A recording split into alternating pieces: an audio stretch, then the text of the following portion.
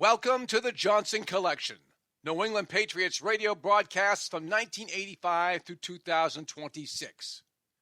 This is the oldest game in my collection, the 1985 AFC wildcard playoff game, the New England Patriots at the New York Jets.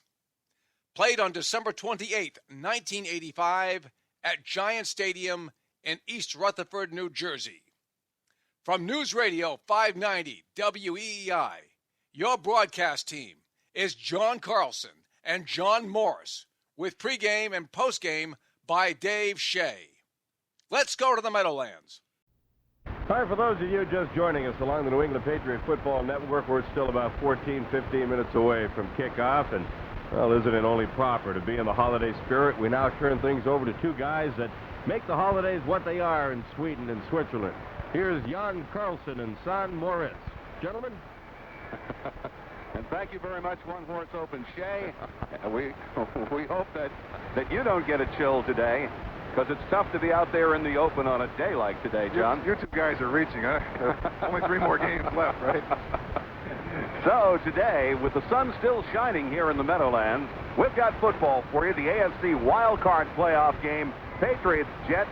People have been talking about it for a week, John. I think it's been the hottest topic of conversation hereabouts and thereabouts, and certainly hereabouts over the last week. And now it's just a few minutes away from kickoff. I think it's going to be a tough, hard-nosed game, at least at the outset. I don't think there's any doubt about that, but isn't it exciting to be in a situation like this for the players, for the fans, for everybody involved with the Patriots?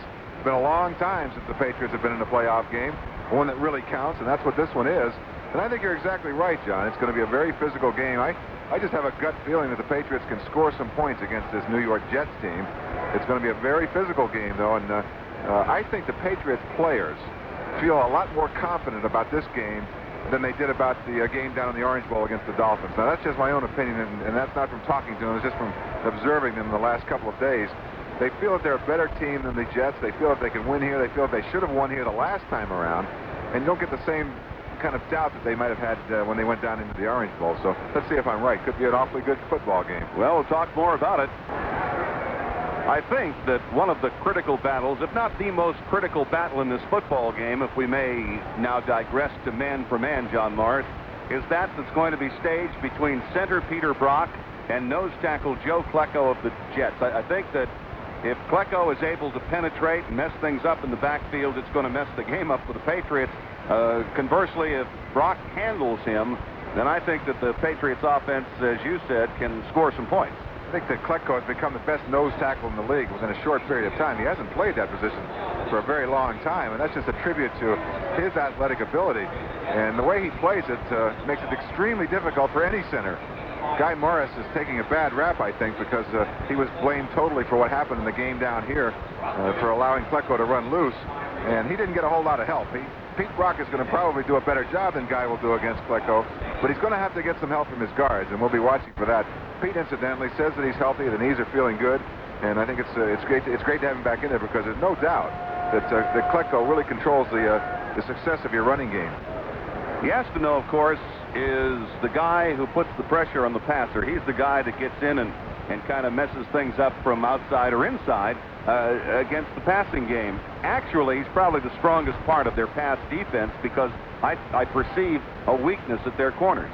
They really have a problem at corners, don't they, John? I guess they're going to, one of the guys that's coming off injured reserve is going to play back there. What's his name? Carter, I think. And at any rate, he's going to be in there. Yeah, Russell Carter, who's in his second year, he's been on injured reserve for the last 7 or 8 weeks. He's going to start at cornerback, and they say he's the best corner they've got. So that gives you some idea of the problem they've had in the secondary. And Bobby Jackson, who started at corner the last 2 times these clubs met, has been placed on injured reserve so that Carter could be added to the roster. Well, we talked a little bit about the Jets and maybe a weakness at corner, the Gastineau, the Klecko. The Gastineau of the New England Patriots is an outside linebacker named Andre Tippett. Well, I don't think you can stop him. Nobody's done it so far. He led the league in sacks this year with 16 and a half, and that's with people double teaming him, and really he's been the focus of any offensive team that's come against the Patriots. So the Jets have had some problems, John, with their offensive line, so they might have some problems handling Tippett from that position. They're going to try, and most teams try and block him with a guard. The Jets have indicated they may try to help out with a running back, Tony Page. I don't think that's probably the best way to go. But regardless of how they do it, he's the guy they got to focus on. And what a year he's had. What a tremendous player. I really think that he's the best linebacker in a National Football League right now. And teamed up with Don Blackman, the Patriots feel that they can get some outside pressure against the passing game of the Jets, led by quarterback Ken O'Brien, and of course with Wesley Walker and Al Toon catching the ball. I'm John Carlson along with John Morris. New England Patriots football continues. The Buffalo Bills, Indianapolis Miami Dolphins, the New York Jets.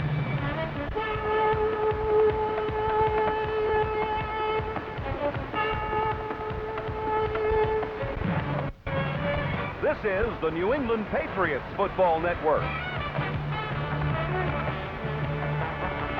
This afternoon, for the third time this year, the Patriots and New York Jets meet head-to-head. And it's all happening at Giant Stadium in the Meadowlands of East Rutherford, New Jersey. And now, the voice of the New England Patriots, John Carlson. Hello, New England, and welcome to the Meadowlands today, AFC Wild Card Playoff Football. For the Patriots today defensively, left end Garron Barrett, nose Lester Williams, and the right end will be the venerable Julius Adams. At left outside, Andre Tippett. Going to the right, Steve Nelson, Larry McGrew, and Don Blackman. Ronnie Lippett and Raymond Claiborne at the corners. Roland James and Fred Marion are the safeties. Offensively, Stanley Morgan and Irving Fryer, the wide receivers. The tight end is Lynn Dawson. The tackles are Brian Holloway and Steve Moore. The guards, John Hanna and Ron Wooten. The center, Peter Brock. He's in to start against Joe Klecko of the New York Jets. And quarterback Tony Eason, Tony Collins, and Craig James round out the starting lineup offensively for New England. The crowd here at the Meadowlands booing the Patriots as they move out onto the field now for some pregame introductions. The Jets offensively will have Al Toon and Wesley Walker at the wideouts, Mickey Schuler, the tight end, the tackles, Reggie McElroy and Marvin Powell. The guards will be Jim Sweeney and Dan Alexander. The center, Joe Fields. And the quarterback today, Ken O'Brien, who's had a pretty fine season for the Jets, backed up by Freeman McNeil. He's had some physical problems. They say he's at least 95% now, so we should see a lot of him, and Tony Page will play the fullback position. Defensively for the Jets, it's Mark Gastineau, Joe Klecko, and Barry Bennett up front. The linebackers left to right, Charles Jackson, Kyle Clifton, Lance Mell, and Bob Crable. The corners will be Johnny Lynn and the recently activated Russell Carter, and it will be Kirk Springs and Harry Hamilton at the safety position. The Patriots are on the field, the Jets to follow, and we'll continue with New England Patriots football.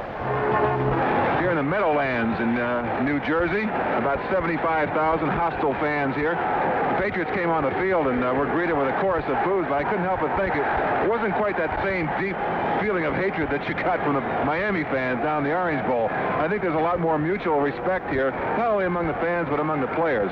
These two teams have been just about as close as they could possibly be in the two games played this year. And I think there's a lot of feeling on both sides of the field that, hey, good respect for both teams. Going to be a good, hard-fought football team, and may the best man win, or may the better man win. And frankly, I think that's the Patriots, John Carlson. I think they've got a better team than the Jets do, and I think they've proven that in the last two games, even though the scores were close. I think when you look at it on paper, man-to-man, Patriots are probably a little bit better. It all hinges on whether Easton's going to have the kind of game that he needs to have to win this one. Yeah, and you got to hold down the mistakes, make the other guy play mistakes. The Patriots last time here, John, lost in overtime, 16-13. And of course, there were three crucial errors in that game. One was an error in coverage that gave Wesley Walker an 88-yarder. There was a fumble on the 3-yard line, and as well, we also had the breakdown on that punt return by Kurt Sohn. Let's pause for a moment here as the national anthem is being played for the crowd at the Meadowlands. Let's listen.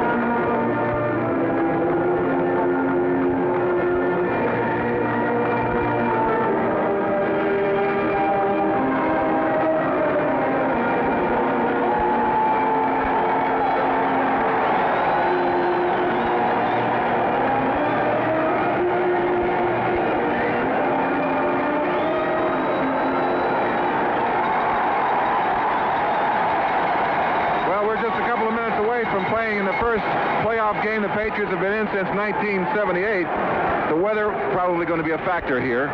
It's about 30 degrees at Giant Stadium right now. The wind is not too bad. A little bit of a wind blowing, but this stadium is built in such a way that it really comes up high over the field, so if the wind is blowing across the top of the stadium, it might not be a factor down on the field. In case you're wondering why this game is being played at 4 o'clock, when it's going to be cold and even colder, television rules the roost, and we'll tell you more about that after we pause for this timeout.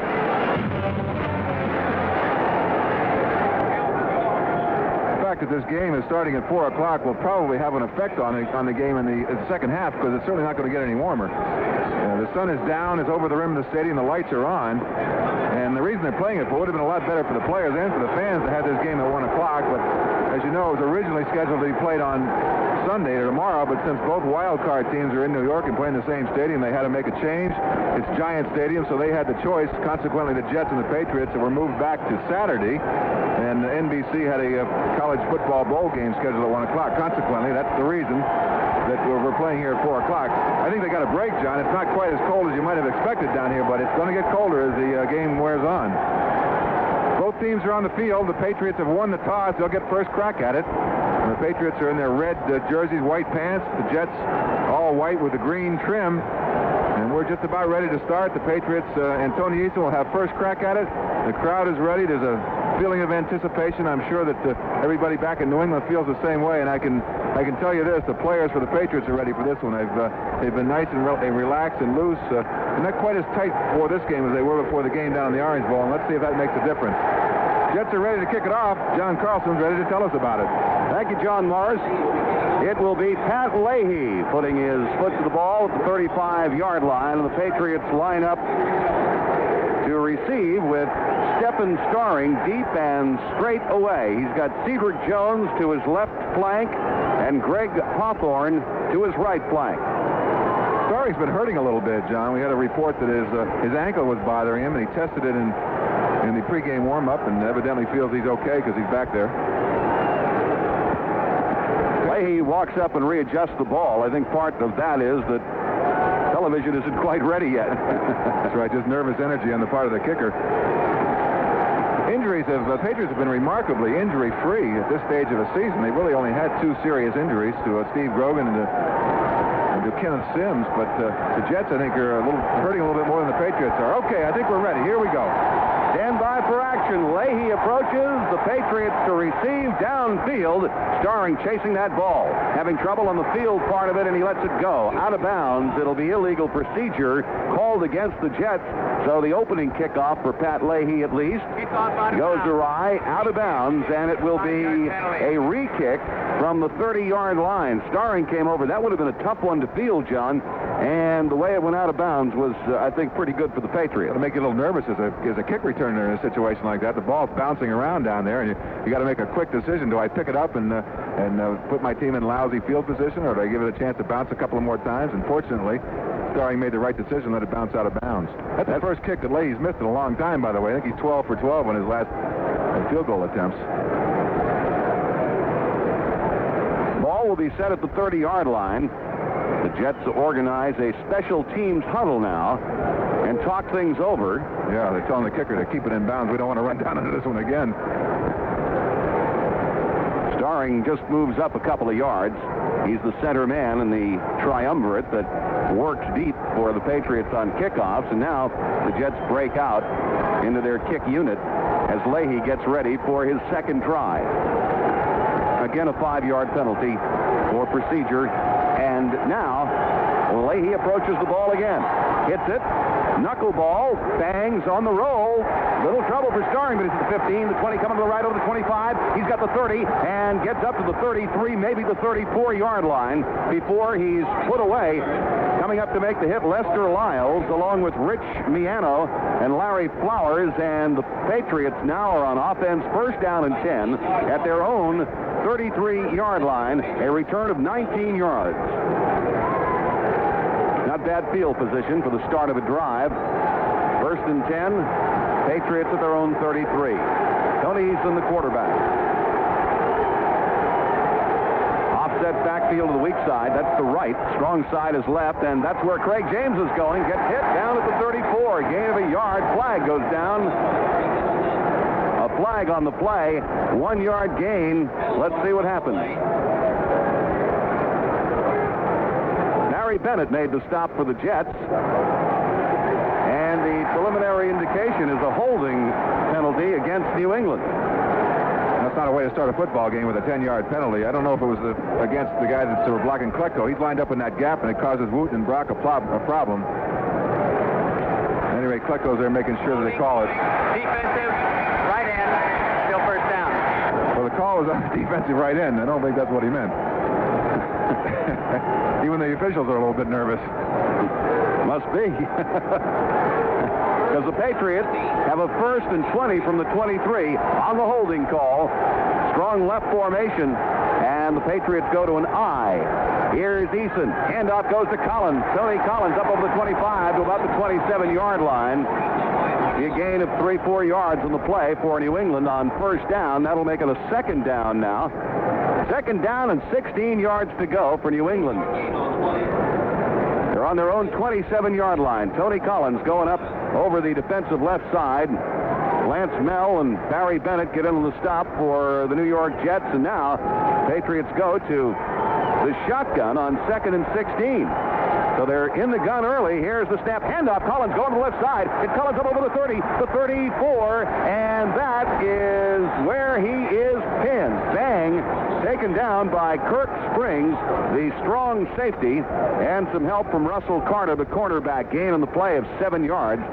The Patriots are back where they were a couple of moments ago before that holding penalty. It's going to be 3rd down and 9 from the 34-yard line. Nice looking run by the Patriots and Tony Collins out of the shotgun formation.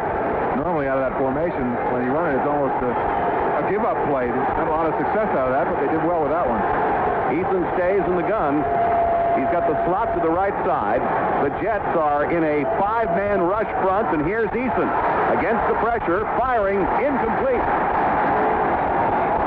Well, he had the intended receiver, Craig James, coming out on the right side. I thought he could have gotten a piece of that ball, but it goes incomplete, thrown just a little bit too wide, and that means Rich Camarillo will come into the game. Not a good pass by Eason. He really had Craig James wide open. Craig James running towards the Patriots sideline. Harry Hamilton, the safety, was covering him, and he had fallen down. James was able to get that ball. There was a lot of room. Might have been another 40, 50 yards before somebody could have caught him. Well, Camarillo is going to have to deliver it out of there. He's averaging just under 43 yards a punt for 92 punts this season. And he takes the snap at his own 20, steps up, and hits the ball. It's low, line drive. Going to Russell Carter. Now, the discussion takes place, but I think the Jets will go backward. This will cost them 10. That'll be a break for the Patriots. The illegal block in the back. They're going to call it illegal use of the hands, I guess. But at any rate, it'll force the Jets back a little bit, and penalties are playing a big part in this early going. Patriots got a penalty on their first play. Here's the call. Illegal block. During the return, number 38, receiving team, first down. First down and 10 for the Jets on their own 16-yard line. So they start with 4 field position. Let's see how Ken O'Brien manages things for them. He's a third-year man from Cal Davis. Here's O'Brien on the drop, steps out to the right, fires to the right sideline, complete, and it's out of bounds after the catch to Mickey Schuler, the tight end. So Schuler picks up a quick 7. It's going to be a second down and 3 yards for the Jets from the 23-yard line. No big surprise there. Schuler is the leading receiver for the Jets. In fact, with 76 catches, he broke a team record that was held by George Sauer Jr. back during the Namath years, and they quickly go to Schuler on the first play. Patriots are in the 30 defense now. Outside linebackers up. Here's O'Brien. Pitch goes to the right. Freeman McNeil trying to make some running room and can't. He's up to the 25-yard line. That'll be it, but a yard shy of a first down. Gain of a couple of yards. It'll be third down and about a yard to go now for the Jets. The ball is spotted just over the stripe at the 25-yard line. This is going to be the key to the game as far as the Patriots are concerned, I think, John, at least defensively. What's McNeil going to do? He didn't play very much at all in the 2 games against the Patriots, and he's been struggling a little bit in the latter part of the season with injuries. But if he's healthy and if he can get over 100 yards, the Patriots are in trouble. They stopped him that time. Yeah, he tried to come up over the right, and of course that's coming up against Andre Tippett. And Garen Veris, who's really coming along as a rookie defensive end. He really is. He's done a terrific job. They're going to have a hard time getting him out of the lineup next year. Patriots stay in the three-man front now as the Jets go 3rd and 1 from the 26, and O'Brien is back. Short drop, look at the throw. Pumps, fires. He's got Schuler. Schuler can't hold on to the ball.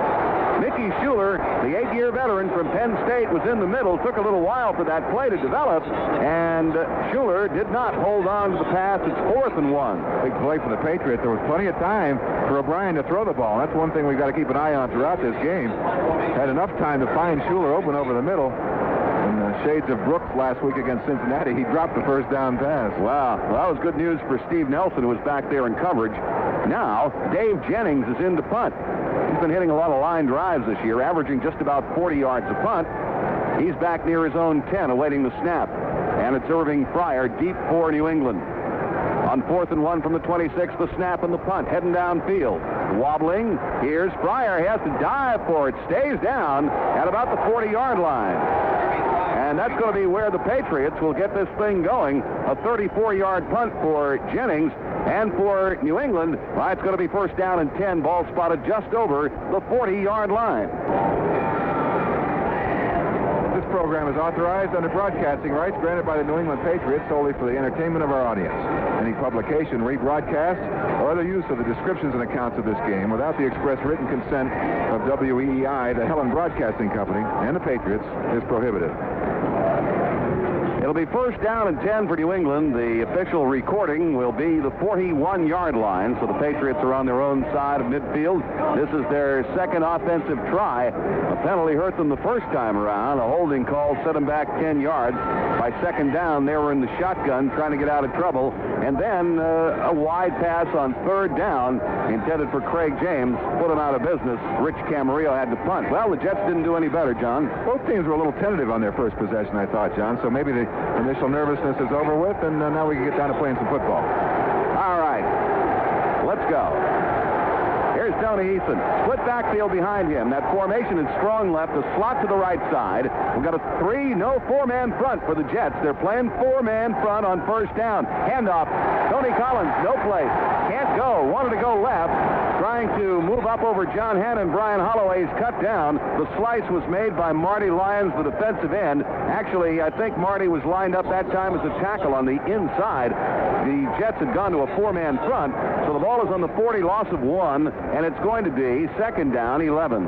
Patriots are trying to run away from the side where Klecko is slanting in. In other words, he'd be on the weak side. They've done it on both series, and the guys on the strong side for the Jets are making the plays, not Klecko. Quick snap. Here's Eason back. Look at the throw. Swing pass right. It goes to Craig James. 40, 45, 50. Puts his head down and boots somebody out of the way as he fights inside the 45, but he stepped out of bounds at the 48-yard line. Craig James, he put his hat right into Johnny Lynn and nailed him backward, but he was stepping out of bounds. There is a flag on the play as well. Matter of fact, 2 of them back in the Jets secondary. Way back in the secondary, which it was because of too much time. Delay of game on the Jets, declined by the Patriots. Now, that's an interesting call. How could the Jets on defense be called for delay of game unless they had...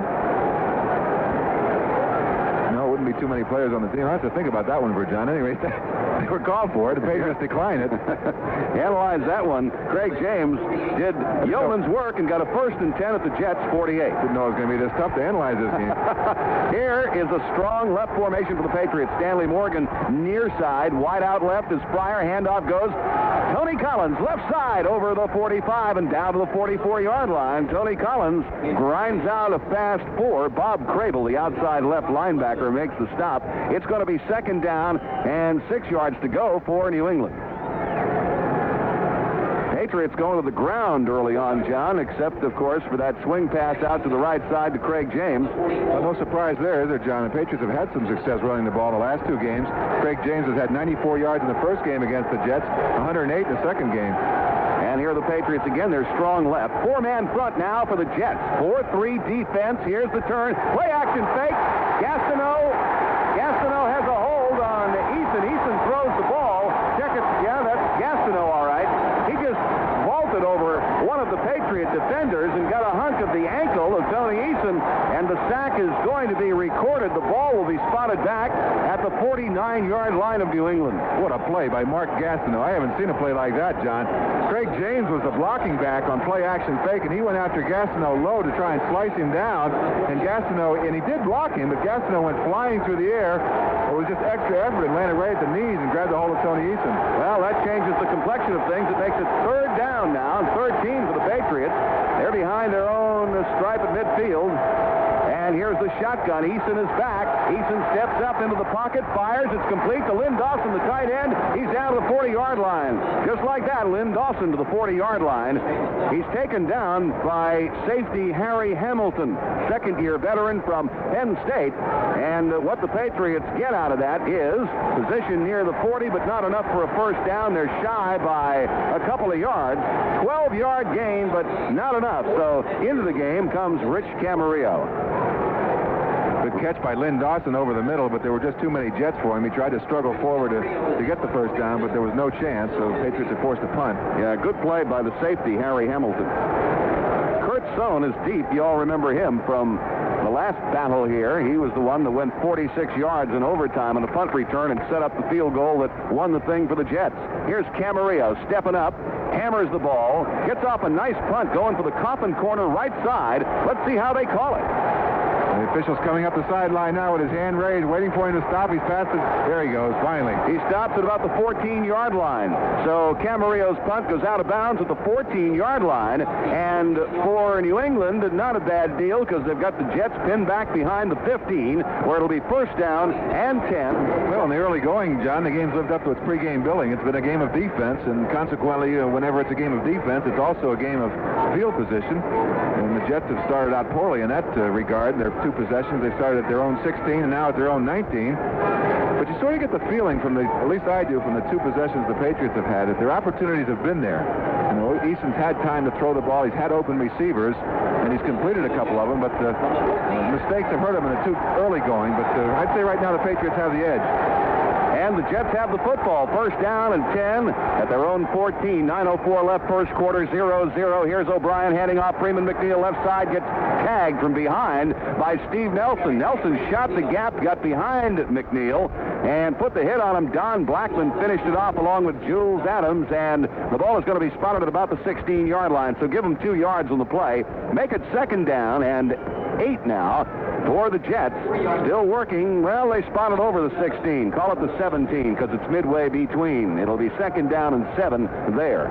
Well, we look at McNeil, and he's been hurt the 2 games the Patriots have played him, but he had 1,331 yards for the season, so he must have been healthy in a few games. We've got a slot to the left side, motion right to left now as O'Brien turns, goes to McNeil. McNeil rumbling over the right up to about the 19-yard line. Gets himself 2 yards on the play. So that means it'll be third down and 5 for the Jets from their own 19. Steve Nelson put the hit on Freeman McNeil and stopped him there after just 2 yards. You take away those 2 games, and he didn't play in those 2 games, and yet he still had more carries than Craig James, 294 to 263, and more total yards than Craig James, too. Well, we should have reserved our sympathy. That's right. Double tight end formation. Back is O'Brien looking to throw on 3rd and 5. Pressure, and there's a sack. A loose ball. The Patriots trying to jump on it, but the official says, no way, Charlie. That's a sack. He's down. Andre Tippett got O'Brien in his grasp. Andre Tippett gets the first Patriot sack of the football game. Ball will be spotted at the 10-yard line. A loss of 9 yards on the play. And you know what, John? It's not unusual for Ken O'Brien to get sacked. He was sacked 62 times this season. Yeah, they're calling that a sack, but I thought it was a fumble, too. It looked like he was had dropped the ball in fear when he saw Tippett coming. They tried to block Tippett with a tight end alone. I can't understand that thinking. They paid for it. They sure did. Into the game comes Dave Jennings. He's got a punt from his own end zone now. And the Patriots have Irving Fryer at the 50-yard line waiting for the football. That's an amazing stat, John. 62 sacks on the quarterback. Eh? Yeah, I think he holds the ball a little bit, John. Well, that's an offensive lineman saying that, right? Here's the hit by Jennings. That's a nice-looking punt. It backs Fryer up behind the 45. He's trying to go left, and a flag goes down. Patriots, another flag goes down, and another. I think we might have gotten a face mask and something else along the way. He was going to go against the Jets. One of those Jets defenders pushed one of the Patriots with his hands. I don't think you can. I think the referee called that one. Now we'll see what the second flag is. and the third and the fourth. That's right. Any officials out there missed that one? You can throw a flag now. 47-yard punt for Jennings. The first one might have been against Billy Griggs, number 81. It looked like he pushed the Patriots blocking back away from the play. Well, they're still hammering it out at about the 40-yard line on the Patriots side of midfield. 7 minutes and 13 seconds left first quarter. Here's the call. Now they're saying face mask against the Jets. That's the call that's going to stand. That's the preliminary signal. That has not been announced, but the official made the signal, so it's an official signal, folks. Gastineau has his helmet off. He seems to be beside himself, or maybe he's just trying to show his lovely tresses to the crowd. I think Gastineau realizes this game is on television. Foul. Face mask, number 89. Kicking team. First down. Rocky Cleaver, face mask violation on Irving Fryer, and the ball will come to the 44-yard line of the Jets, where it's going to be first down and 10 for the Patriots, so the Patriots still come out with a pretty good piece of field position. It's Eason on the run on first down, heading down to the 35 to the 34-yard line. Eason went back. There was some pressure. Mark Gastineau got into that backfield, but Eason stepped up, finally sprinted out, and managed to pick up 10 yards, and that's good for a first down for New England. The ball will be spotted inside the 35 at the 34-yard line of the Jets. First down and 10 for the Patriots. What an added weapon that is for the Patriots when Eason does that. The pressure that time came from Klecko from inside, but Pete Brock did a nice job of just running and past the passer. Eason recognized that, stepped up, looked downfield, nothing there, ran with the ball. 0-0 tie, first quarter, 7:06 remaining. And here is a quick pitch out to the left side of Craig James, trying to find some running room, cuts back, and has to fight his way for maybe a yard, and that's all he gets. The outside was cut off as the Jets did a good job to spring it out. So Craig James tried to use those quick feet and make a cut back up. He had to wait a little bit for some help and didn't get enough. It was Mark Gastineau that finally took him down, so Gastineau makes a run stop, and it's going to be 2nd and 9 from the 33-yard line. The outside was cut off because Bob Crable, the linebacker on that side, blitzed across the line of scrimmage, and the pulling guard, Hanna, had to block him, so consequently, James had nothing out in front of him. 2nd down and 9, Patriots. Strong right formation now, and here's Eason dropping, stepping out to the right, fires, complete down to the 25 and inside of the 22-yard line to Tony Collins, who swept out of the backfield for that one. Tony came sneaking out on the right side, and he sets the Patriots up now with another first down. This will be first down and 10 at the 22-yard line of the Jets. Lester Lyles took Tony down. That play's been there all day, John. They finally connected on it. Patriots are doing a nice job protecting their quarterback. Play action fake, and Collins makes the easy catch. And of course, he had 52 catches for the year, so that's no surprise to the Jets. But I think Eason's going to come back to that more and more because it's there. He's the Patriots' leading receiver this year, 10.6-yard average. Slot right now for the Patriots. I formation, strong right formation. Pitch goes to Collins left side. Collins runs to the corner, and he's knocked out of bounds at about the 24-yard line. There's going to be a loss of the play as the Patriots try to go to that pitch out again. They lose 2. It'll be 2nd down and 12 now. Good force by Harry Hamilton, the strong safety over there. He came across the line of scrimmage as the Patriots tried to go wide, and Craig James just didn't block him. He's got to be able to block that player. Collins has got no chance at all. Ball at the 24-yard line, 5:34 left first quarter, 0-0. Craig James, he's the only guy to rush for 100 yards against the Jets this year. They've been tough against the run. Strong right formation now. Eason takes the drop, looks, drops it out to the right side for James, and he doesn't hold the ball. Drops it at the 25. Coverage there from linebacker Lance Mell. He's the inside left plugger, and that play goes for naught. It's going to be 3rd down and a dozen yards to go now for New England. Probably just as well he dropped it, John, because it would have been a loss if he hung on to it. Lance Mell was just all over Craig James that time. And the Patriots faced with a 3rd and long now. Mell is really an efficient linebacker. He's one of my favorite linebackers in the league, tell you the truth. I think he plays so well. He does. He does a nice job, and made the Pro Bowl this year. So other people agree with you too, John. Here are the Patriots now. Single setback behind Eason. He takes the deeper drop, steps up on the cup, looks, now fires out to the left, complete to Lynn Dawson. Dawson is down to the 16-yard line, and it's going to be 4th down there for the Patriots. Kirk Springs, strong safety, had the tight end in coverage.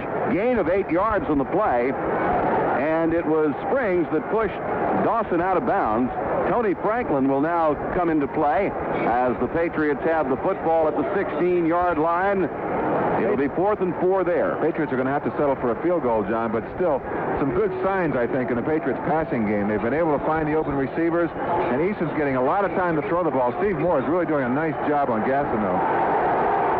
Franklin is 9 for 9 from this distance. He's at 33 yards. Eason will hold. There's the snap. The hold. The kick is up, and it is good. Patriots draw first blood here at the Meadowlands with 5 minutes and 20 seconds left. Here in the first quarter, it is Patriots 3 and the Jets nothing.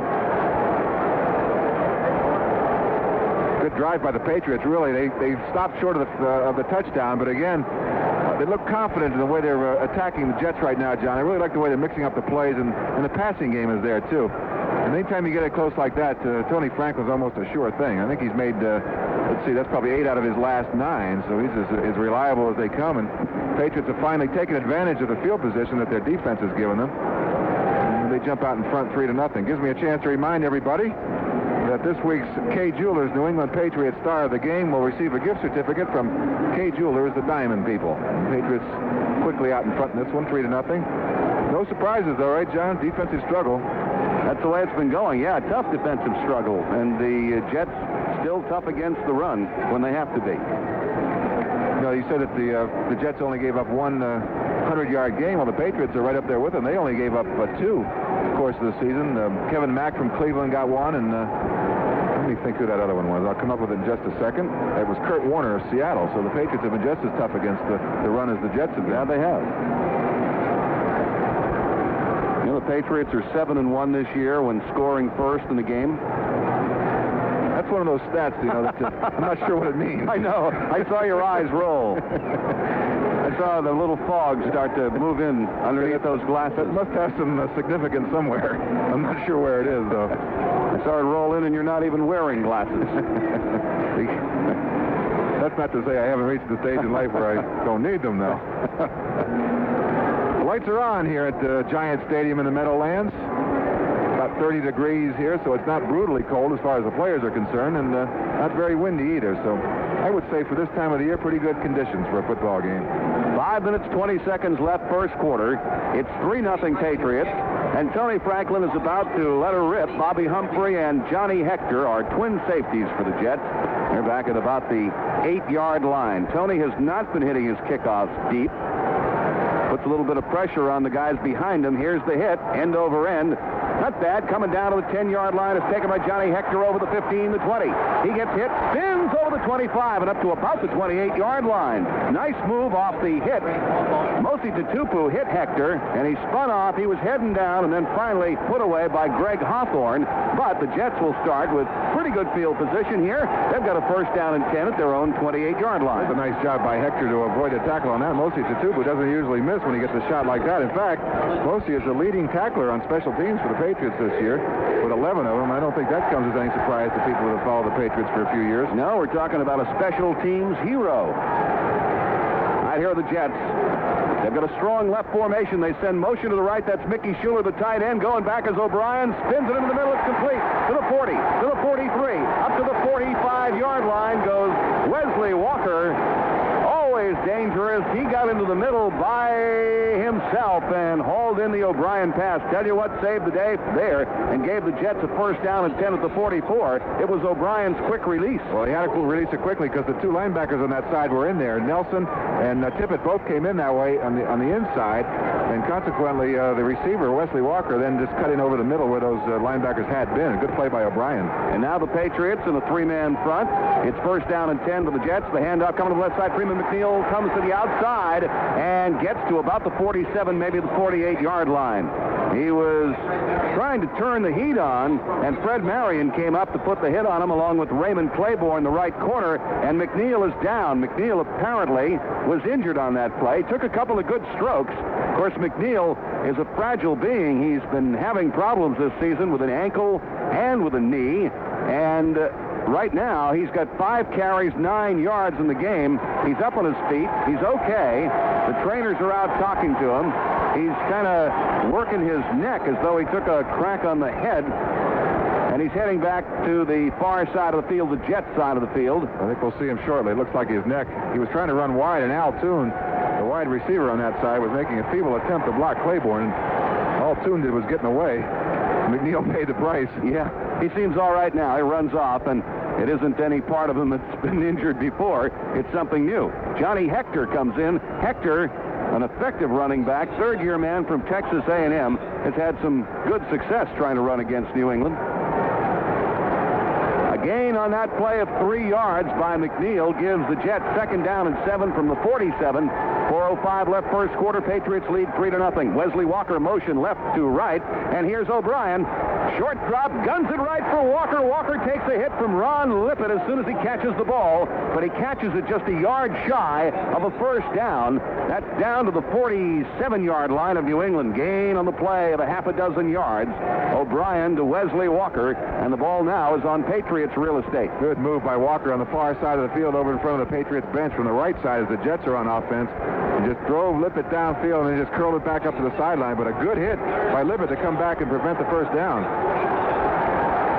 Here are the Jets now, tight formation, looking for the short yardage, 3rd and 1, first down. Here's the turn, handoff Hector, and Hector rolls to the 45. Should be a first down.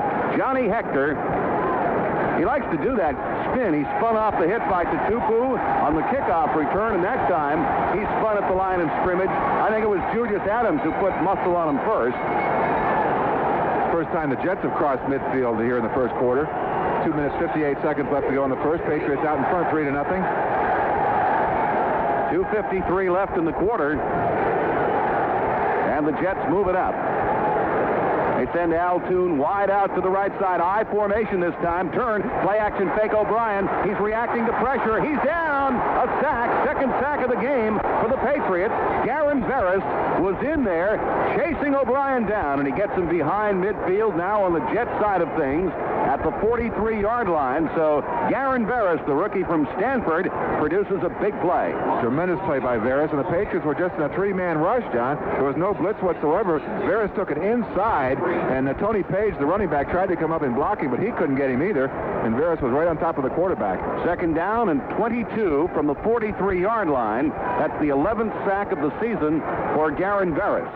That's amazing for a rookie. That just is amazing. And he'll be starting at Julius Adams' position next year, I'm sure. Out of the strong left formation, O'Brien is back looking to throw. Pulls the trigger. This one complete to his tight end, Mickey Schuler, down to the 40, inside of the 35-yard line of the Patriots. Mickey Schuler, one of O'Brien's favorite targets. He's brought down by Don Blackman and Fred Marion, but that is going to be close to the pin, close to the first down for the Jets. Even if they don't make it, it's going to be 3rd and very short. They were trying to cover Schuler with Don Blackman, the linebacker. Schuler lined up on the left side, went out to the sideline, then cut back to the inside. Blackman stayed with him, and I think they might have had him for just a short gain, but one of the Patriots, Roland James, came over to make the play and was picked by one of the Jets, and they picked up a lot of extra yards they might not have gotten. 3rd down and 1 from the 36-yard line of the Patriots now. Here are the Jets' I formation. O'Brien back, play action fake, looking to throw. He goes right sideline, complete to the 25-yard line to Al Toon. Toon is down to about the 21-yard line as the Jets now go to the air with great success. That was a 3rd and 1. They got much more than they needed. 16 yards on the play. It'll be first down and 10 for the Jets. 1 minute left now in the quarter as the ball sits at the Patriots' 21-yard line. Every now and then, Toon shows you why he was a #1 draft choice and why a lot of people think he's the next great receiver in this league. What a move he put on Tippett that time to come up with a big first down. 47 seconds left in the quarter. The handoff goes to McNeil. Dances through over the 20, down to the 16, maybe the 15-yard line. He's got himself 5 yards on the play. 16-yard line, 2nd down and 5 for the Jets. Correct myself. The move was on Lippett, not Tippett. Regardless, it was a tremendous move by Toon, and the Jets are threatening right now. Ball at the Patriots' 16-yard line. O'Brien is 5 for 6 throwing for 66 yards. And here are the Jets coming back trying to answer the Patriots score. Patriots lead 3-0. 14 seconds left first quarter. Walker in motion. Handoff. Freeman McNeil right side. Moves down inside the 15 and into the 10-yard line. Freeman McNeil. He went right. He got the flow defensively going to the outside, and then he cut back against the grain to get the yardage. That's a first down.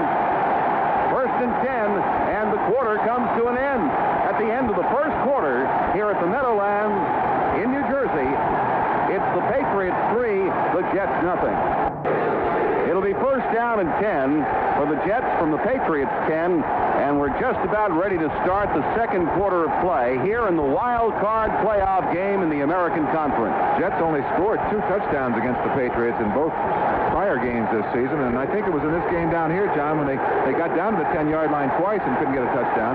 See what happens now. Strong right formation. Ken O'Brien, the quarterback.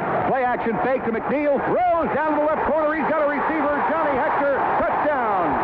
The Jets come right back and score 6. Hector just ran right by Larry McGrew, the linebacker covering him. And McGrew looked like he was totally confused on the play. Turned around to try and get back in coverage. Couldn't find the ball or the receiver. Easy touchdown for the Jets. 14:55 left now, first half, and the Jets have taken the lead. Pat Leahy is in to tack on the extra point. Pat Ryan will hold. And we're all set for the attempt. Low snap, the kick is up. It's good. 14:55 left, first half of play. It's the Jets 7, the Patriots 3. Just an excellent play-action fake by Ken O'Brien and Freeman McNeil on that touchdown pass. Just froze the linebackers in their tracks just for enough time to allow Johnny Hector to get loose in the corner of the end zone. Larry McGrew in coverage just couldn't get back in time, but the play-action fake is what froze him. Good play by the Jets, and they take the lead. Now they got the touchdown. The Patriots settled for 3. Now the Patriots will get the football. Steppen Starring deep and straight away. Cedric Jones to his left. Greg Hawthorne to his right. And it's kicker Pat Leahy sending it downfield for the Jets. Leahy approaches the ball, hammers it end over end. Good kick, heading for the end zone. Starring lets it go in and takes the automatic touchback. It's going to be first down and 10. New England at their own 20-yard line. Looks like they might have fooled Leahy might have fooled the Patriots on that one, John. They expect him to hook the ball when he kicks it, and Starring was lined up over to that side of the field expecting it, and Leahy kicked it the other way, and Starring had to really hustle over there to fall on the ball in the end zone. 14:48 left, first half. Patriots with a split backfield, strong left formation. Tony Eason, the trigger man, takes the drop, looks, fires right. It's complete to the 23 to the 25-yard line. So the Patriots pick up 5 on the quick shot out to the right to Stanley Morgan.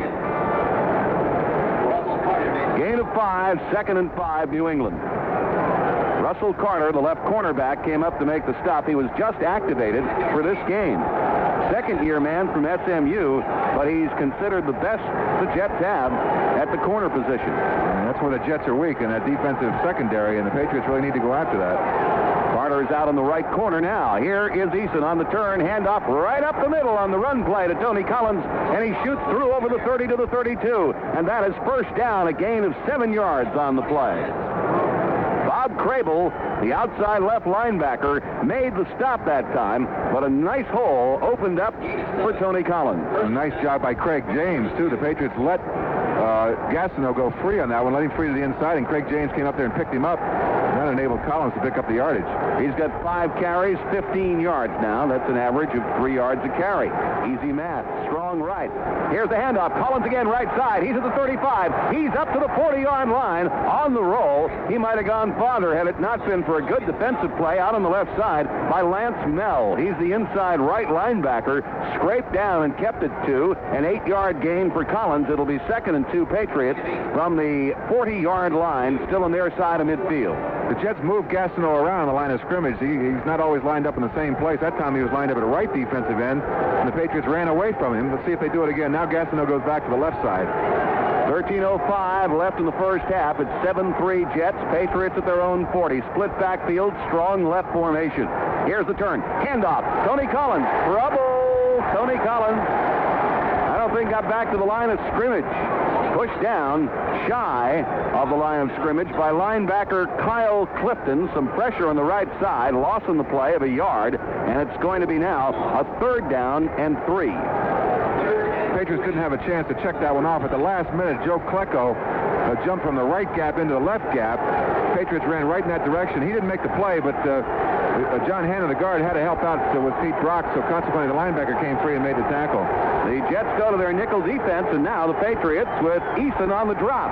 Here's Tony Eason going all the way down the right sideline. He's got a receiver. Irving Pryor is there and holds onto the ball. Out of bounds at the 22-yard line. They sent him on the fly right side. It was throw-go all the way. Pryor seems to be staggered. Pryor is down at the 25-yard line. He rose to his feet and then went back down again. He was hit at the 22-yard line.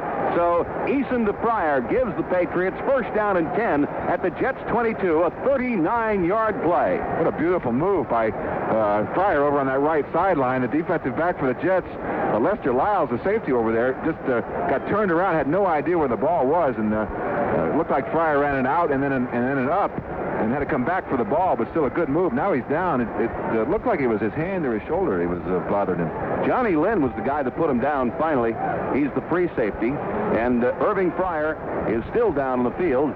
We'll be back to the Meadowlands right after this message. Irving Pryor is heading back toward the Patriots side of the field. The Patriots are right underneath us in our broadcast location. He seems to be, he's maneuvering fairly well, but I think maybe he got his ticket punched, John. Could have been that, John. It looks like it's his left, the nerve on his left shoulder right by the neck there. And I think that's what happened when he came down. He got a pinched nerve right in there. And again, that's that injury where it's a brief injury, but your whole side goes numb momentarily, and it really scares you more than anything else. I'm guessing that's what happened. Either that or he got hit in the head, one or the other. But call that a zinger, don't they, John? Yeah, they do. And he got it that time, that's for sure. But he looks to be okay. I'm sure we'll see him back. First down and 10, Patriots.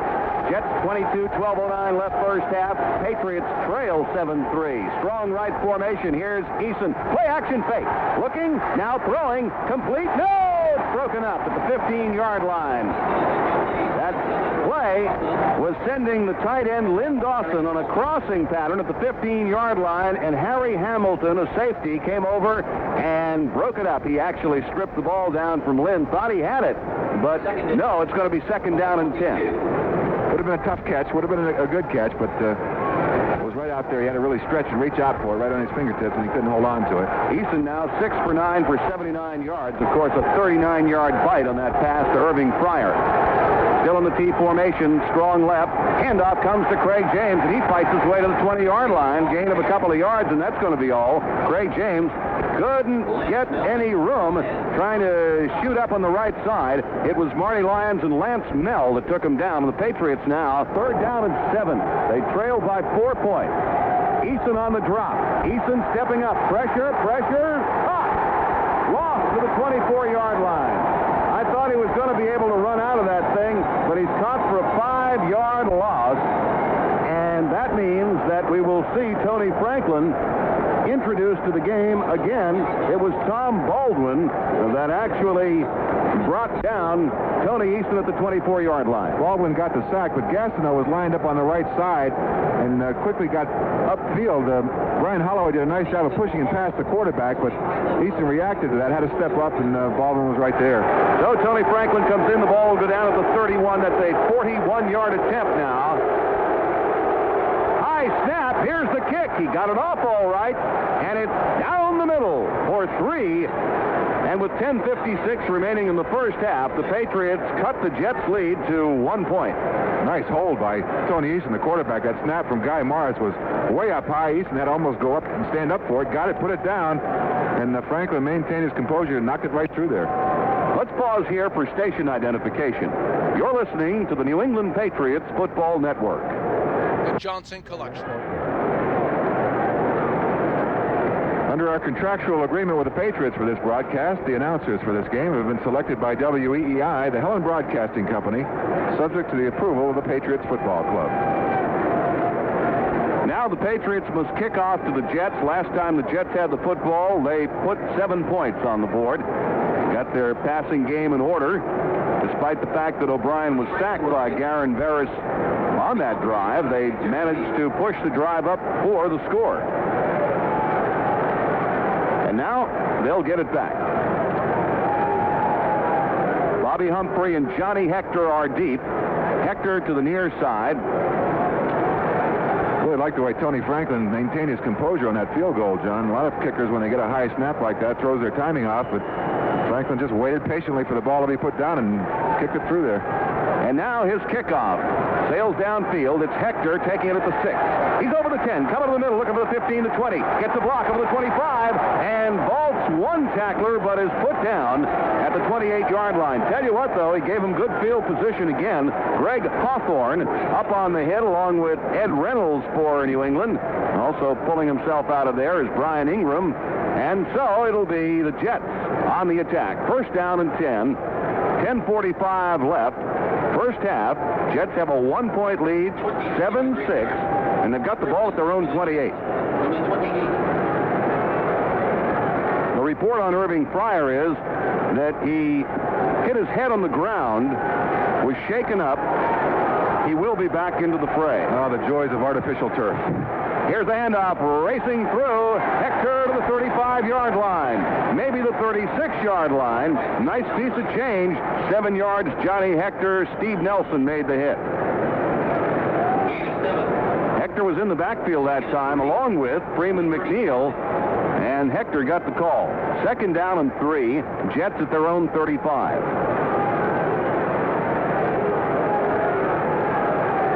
And the Jets have a split backfield now.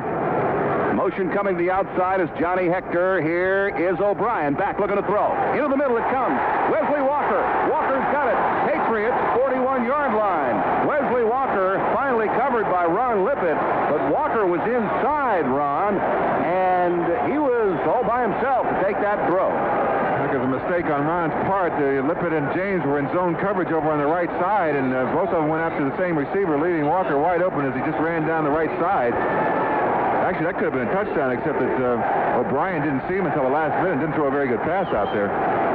24 yards on the play, and it's first down and 10 at the Patriots' 41-yard line now for the Jets. 9:33 left in the first half. Walker in motion to the inside. O'Brien hands off Freeman McNeil. He's in trouble.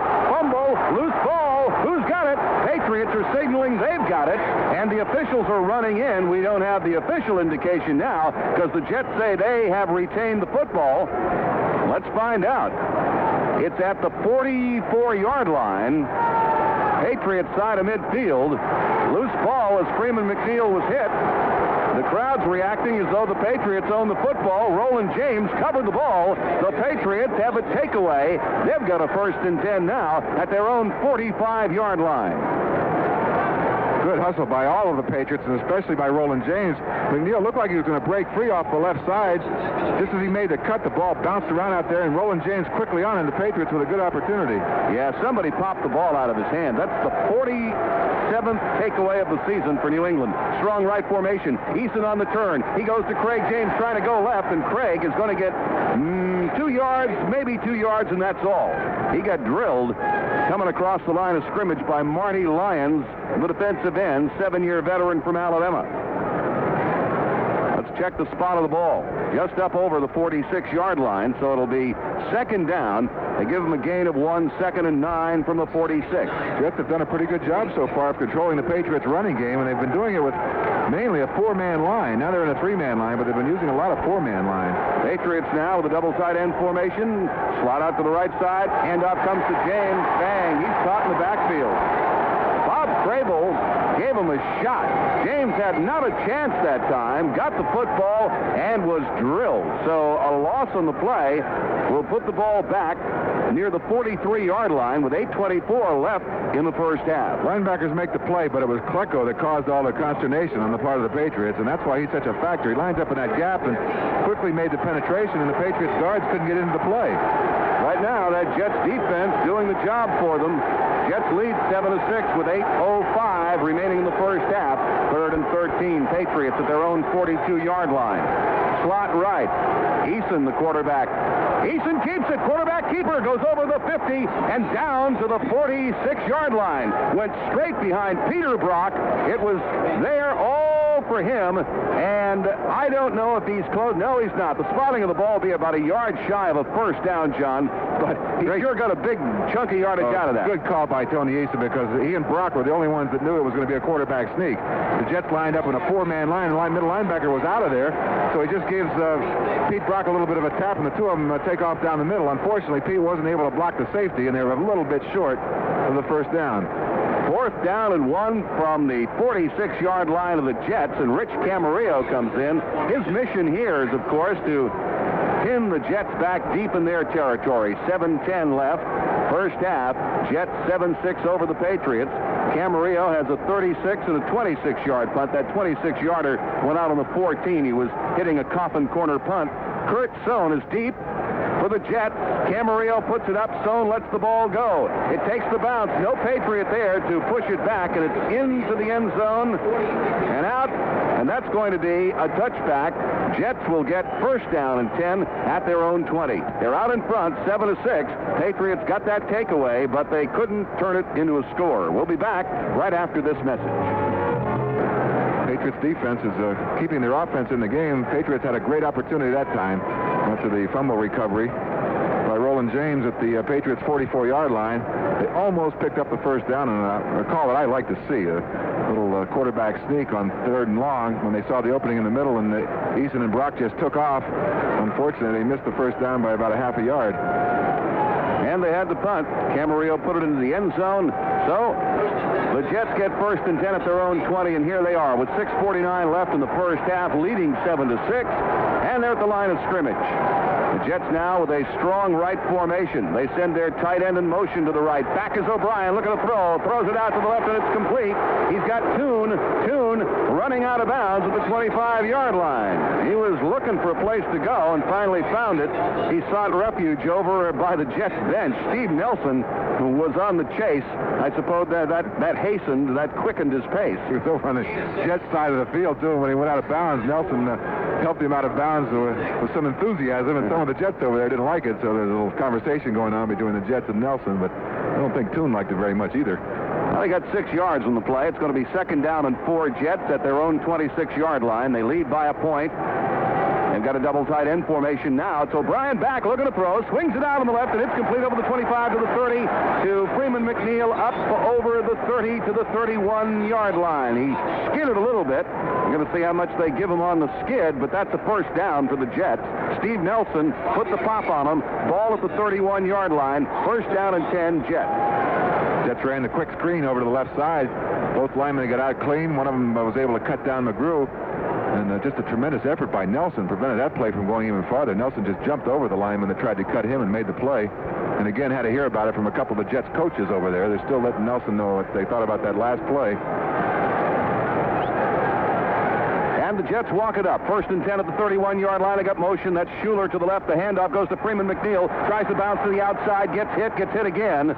And manages to pick up a couple of yards on the play. Roland James and Don Blackman brought him down. McNeil is very quick on his feet up around the line of scrimmage, and he made that quick bounce to the outside. Just couldn't capitalize on it. Got to.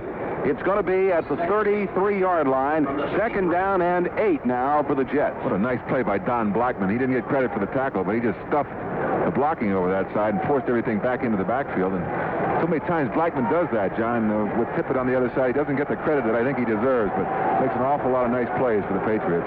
Here's the 2nd and 8 play for the Jets. Wesley Walker motion right to left. Ken O'Brien takes the drop. Short drop.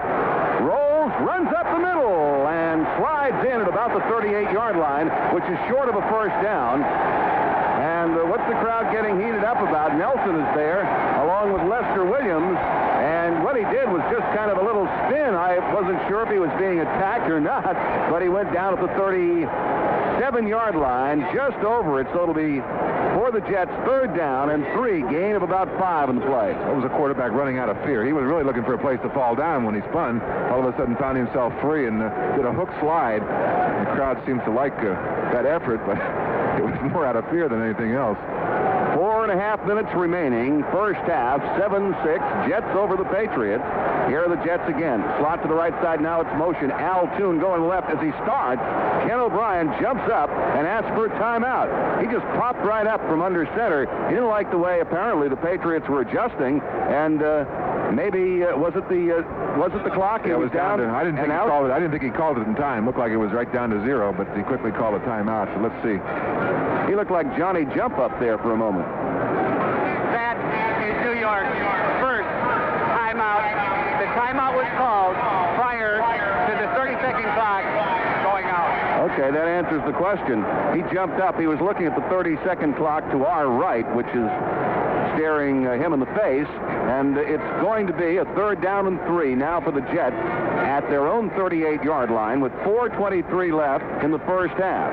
You know, we're talking about O'Brien and the pressure the Patriots have put on him, and they've got a couple of sacks already, and they should have had a couple of more. They've had him, and he's managed to escape, but you know, he looks a little nervous back in that pocket, doesn't he, John? I can see why he may have given up 62 sacks. Yes, they've had some problems on the Jets' offensive line, but O'Brien doesn't exactly hang in there for a long time. He's looking for a place to get out of there in a hurry. He is the most sacked quarterback in NFL history in one season. Yeah, was it 62 for the regular season? 62. And they've got him, twice so far today. Now, they got to get him a couple of more times if they're going to slow down this Jets offense, which has moved the ball fairly well. They lead 7-6. That fumble cost them, but the Patriots couldn't convert the takeaway into 6 or 3 points, so here are the Jets.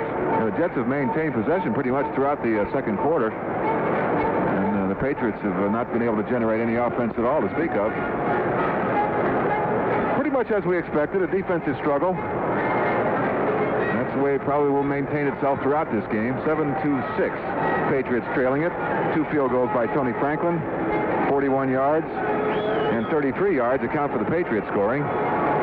Jets got their touchdown on an excellent play-action fake, an 11-yard touchdown pass from O'Brien to Johnny Hector. Action set to resume. Jets break their huddle behind the 30-yard line and move it up. They've got a 3rd down and 3 at their own 38.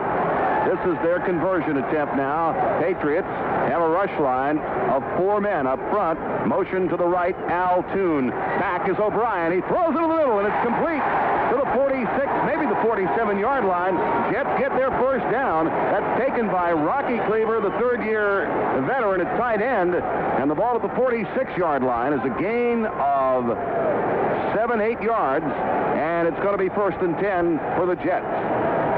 Big play by the Jets, and again, it's the tight end. They like to go to the tight end. Mickey Schuler was the leading receiver for the Jets this year. That time it was Cleaver. Patriots give up a crucial first down. Ronnie Lippett made the stop, but it is a crucial first down. Jets stay alive offensively. 1st and 10 at the 46-yard line. They want to run it up the middle. They send Freeman McNeil straight away up there, and McNeil gets close to the 49-yard line. Lester Williams got a piece of him coming through, so he was stretching out to get that yardage.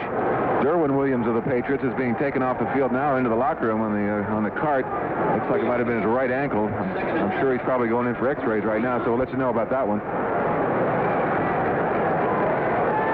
The ball is spotted just over the 48, so it's 2nd down and 7. Call it the 49, and Ken O'Brien takes a deep drop. Looking to throw. He's letting it go out on the left side. Schuler's got it. Schuler is being run out of bounds at about the 44-yard line by Roland James. He's pretty close to a first down, though, as Mickey Schuler, the tight end, takes it on the far side right in front of the Jets bench. The officials look at the spot. I think they're going to be moving the pins on this one with 3 minutes and 3 seconds left in the first half. Too much time for O'Brien to throw the ball. It gave the tight end enough time to get off the line of scrimmage, originally being covered by the linebacker, and then just break it off to the sideline. And neither Blackman nor Roland James could cover him for that long a period of time. I think he's short of the first down, though. Well, they're bringing the chains out, and they're stretching them, and it's a first down. Shows you what I know. First down for the Jets. Well, I thought it was a first down. Ball is just inside the 44. Going to be 1st and 10. Call it the 43 now, and we've got 3:03 left in the first half. 7-6, Jets over the Patriots. Patriots 2 field goals by Tony Franklin. The Jets went to the air to get their touchdown. And here's Ken O'Brien with a strong right formation, split backfield behind him. Patriots in the 30 defense. O'Brien on the turn, play action fake, looks downfield, sends it over the top. He's got a receiver there. Intercepted by Fred Marion. Marion over the 10, the 15, the 20, coming up the right side, the 25. He stumbles, coming over the 30-yard line. He had a piece of him taken away at about the 22-yard line. I think that it was Jim Sweeney.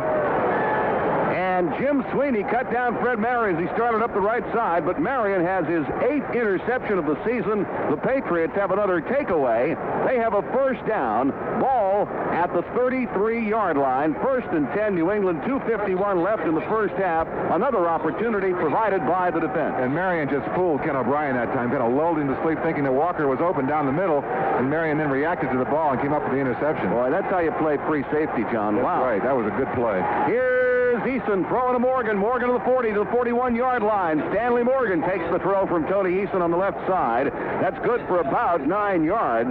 So the Patriots are going to have a second down and short yardage situation here up over their 40 at the 41-yard line. Call it a 2-yard turn. It'll be second down and 2. Lance Mell made the stop on Stanley Morgan that time. 2:22 remaining in the first half. Strong right formation for the Patriots. The handoff goes to Craig James coming up the middle. He blasts over the 45 to the 46-yard line. Actually using Peter Brock, John Hanna, and Holloway on that side, and Charles Jackson finally made the stop. He's the outside left linebacker, but that's a first down New England at the 46-yard line of the Patriots. That's the way to handle Klecko in the middle. Run right at him. They double-teamed him that time with Brock and Wooten and drove him about 5 yards back. And so that the movement was there. James was able to take advantage of it. And he ran it down to the 2-minute warning. It'll be first and 10 for the Patriots when we return after this message. First down and 10. Patriots at their own 46-yard line. They trail by a point. The Jets are out in front, 7-6. 2 minutes left in the first half. So the Patriots, of course, can plug in the old 2-minute drill. Raymond Berry knows something about that one. O'Brien, up to that point, prior to the interception by Marion, had 10 consecutive completions. Tony Eason's not having a bad day either. 7 of 10 for 95 yards. And it's Tony Eason now who's calling the play in the huddle. Peter Brock. Say Raymond Berry's run that 2-minute drill a few times in his day? Yeah. He and Johnny Unitas? They were the ones that made it famous. First time people started talking about it during their era. Strong right formation for New England. Handoff, Craig James coming up the middle, trying to find a little room, trying to filter his way through. He gets to the 49, and that'll be it. Gain of 3 yards on the play. It'll be a second down and 7. Kyle Clifton and Lance Mell making the stop for the Jets. I don't think that Raymond and Johnny Unitas ran the ball, though, did they? No, they didn't. They ran that sideline out. Here's Eason back. He's not going to run it this time. Deep drop. Now swings it out to the left side. It's complete to Tony Collins. Runs it out of bounds at about the 48-yard line of the Jets. That stops the clock, but it's not a first down. It's a gain of maybe 3 yards on the play. Let's see where they put it officially. They're moving the pin down. It's going to be a third down and 4. Third down and 4. And the ball is at about the 48-yard line. Patriots have 3 timeouts left. Minute 33 left. Patriots have pushed it into Jets territory just a couple of yards deep. Got a minute and a half left in the first half. And the Patriots go to the shotgun. Twin receivers right. And here's the snap. Handoff, left side, Craig James, 45, down to the 40, still running inside and out of bounds at about the 36-yard line. Craig James, off the shotgun, took the handoff. Kirk Springs, strong safety Jets, knocked him down, but the Patriots have stopped the clock with 1:28 left and have gotten themselves a first down at the 36-yard line of the Jets. Oh, I like the call. 3rd and about 3, and they run the draw out of the shotgun, and it works. Good play by Tony Eason, because that snap from the shotgun formation from Pete Brock was just rifled back there. It was a little bit high, but Eason was able to hang on to it. Craig James did the rest. Yeah, he's got 19 yards on 7 carries. And now first and 10 from the 36-yard line of the Jets for the Patriots. 1:28 left first half. Here's Eason on the drop. The pressure coming. He goes over the top down the left side. Stanley Morgan at the 5. driven in for the touchdown. It's Eason to Morgan for 6. Oh, what a play by the Patriots and by Stanley Morgan. Just down the left side. Good fake in there. And Morgan just ran right by his defender, number 27, Russell Carter. And the ball was just laid out there in front. A beautiful pass by Tony Eason. That's the kind of pass. Just lay it out there and let Stanley Morgan run for it. And that's what he did. Stanley bobbled it a little bit at the 5-yard line. Maintained control. Touchdown. He beat Russell Carter, who is playing his first game since coming off injured reserve. That's Stanley Morgan, just outran him, got behind him, and Tony Eason put it on the money. 36 yards and the score. 1:22 left in the half, and Tony Franklin's in to tack on the extra point. Eason and Morgan are becoming quite the thing in the last couple of games. They really seem to know each other's moves pretty well right now. Here's Franklin's point after bid, and that's good. So the Patriots have retaken the lead. 1:22 left, first half, and the Patriots are out in front, 13-7 over the Jets. And again, it was Eason to Morgan. Well, he went deep down the right side earlier in the game to Irving Fryer, and Fryer ran under the ball. There you had the perfect combination of thrower to catcher. This was really not the great move that Stanley Morgan put on Carter. It was just a little out move and then heading up straight up the field. But it wasn't the great move. It was the great speed that accounted for that touchdown. Morgan just ran right by Carter in a beautiful pass from Eason. Almost as good as the one he threw last week against Cincinnati.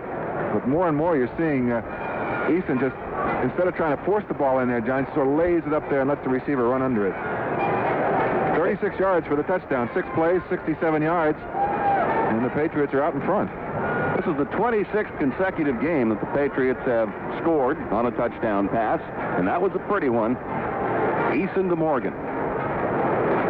Now the Jets have some time left in which to work. 1:22 remaining in the half.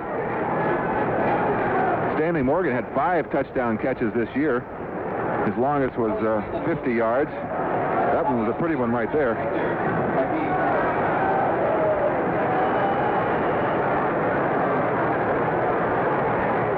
And here's the kickoff.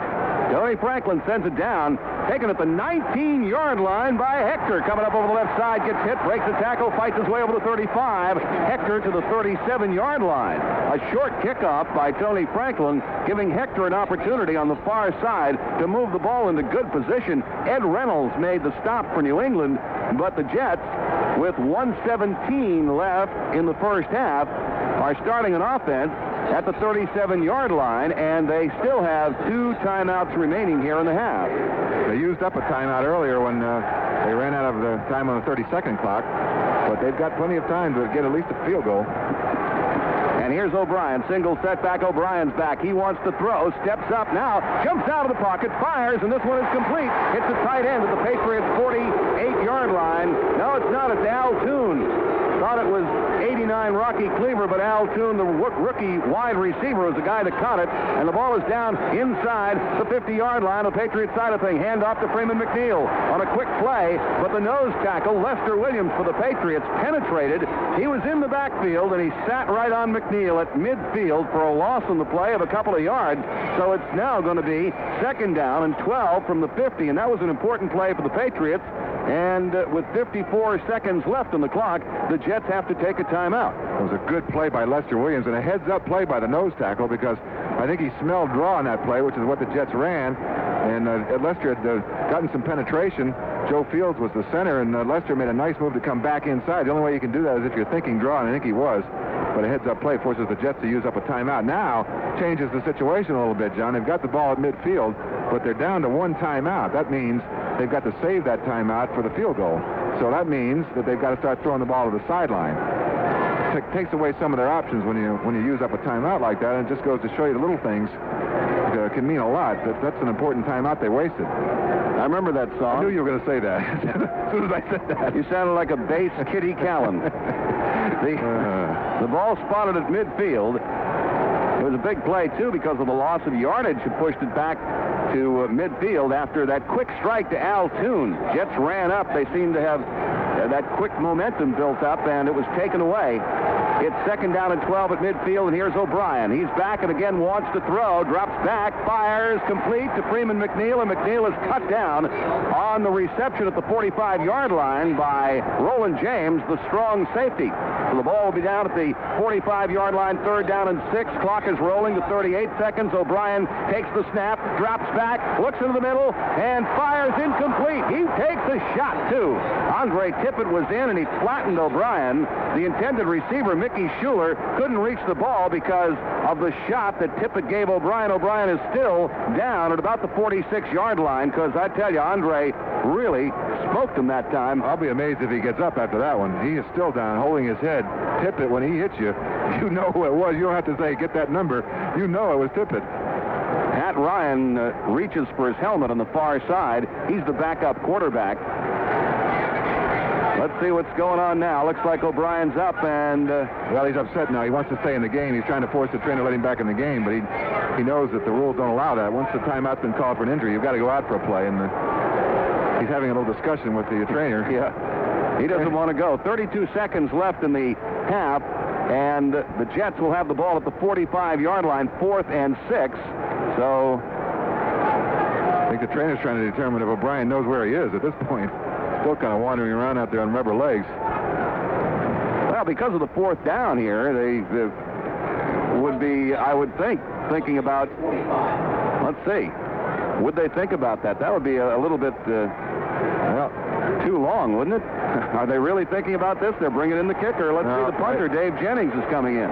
Okay, I saw them change the unit, and I was going to say if they tried that, it would be a 62-yard attempt, kind of heavy-duty stuff for their kicker, Pat Leahy, but no, that's Dave Jennings now, and it's the punt unit, and he's about to take the snap as Andre Tippett's shot on O'Brien breaks up a bid for a field goal. 32 seconds left here in the first half of play, and Jennings steps up, punts it.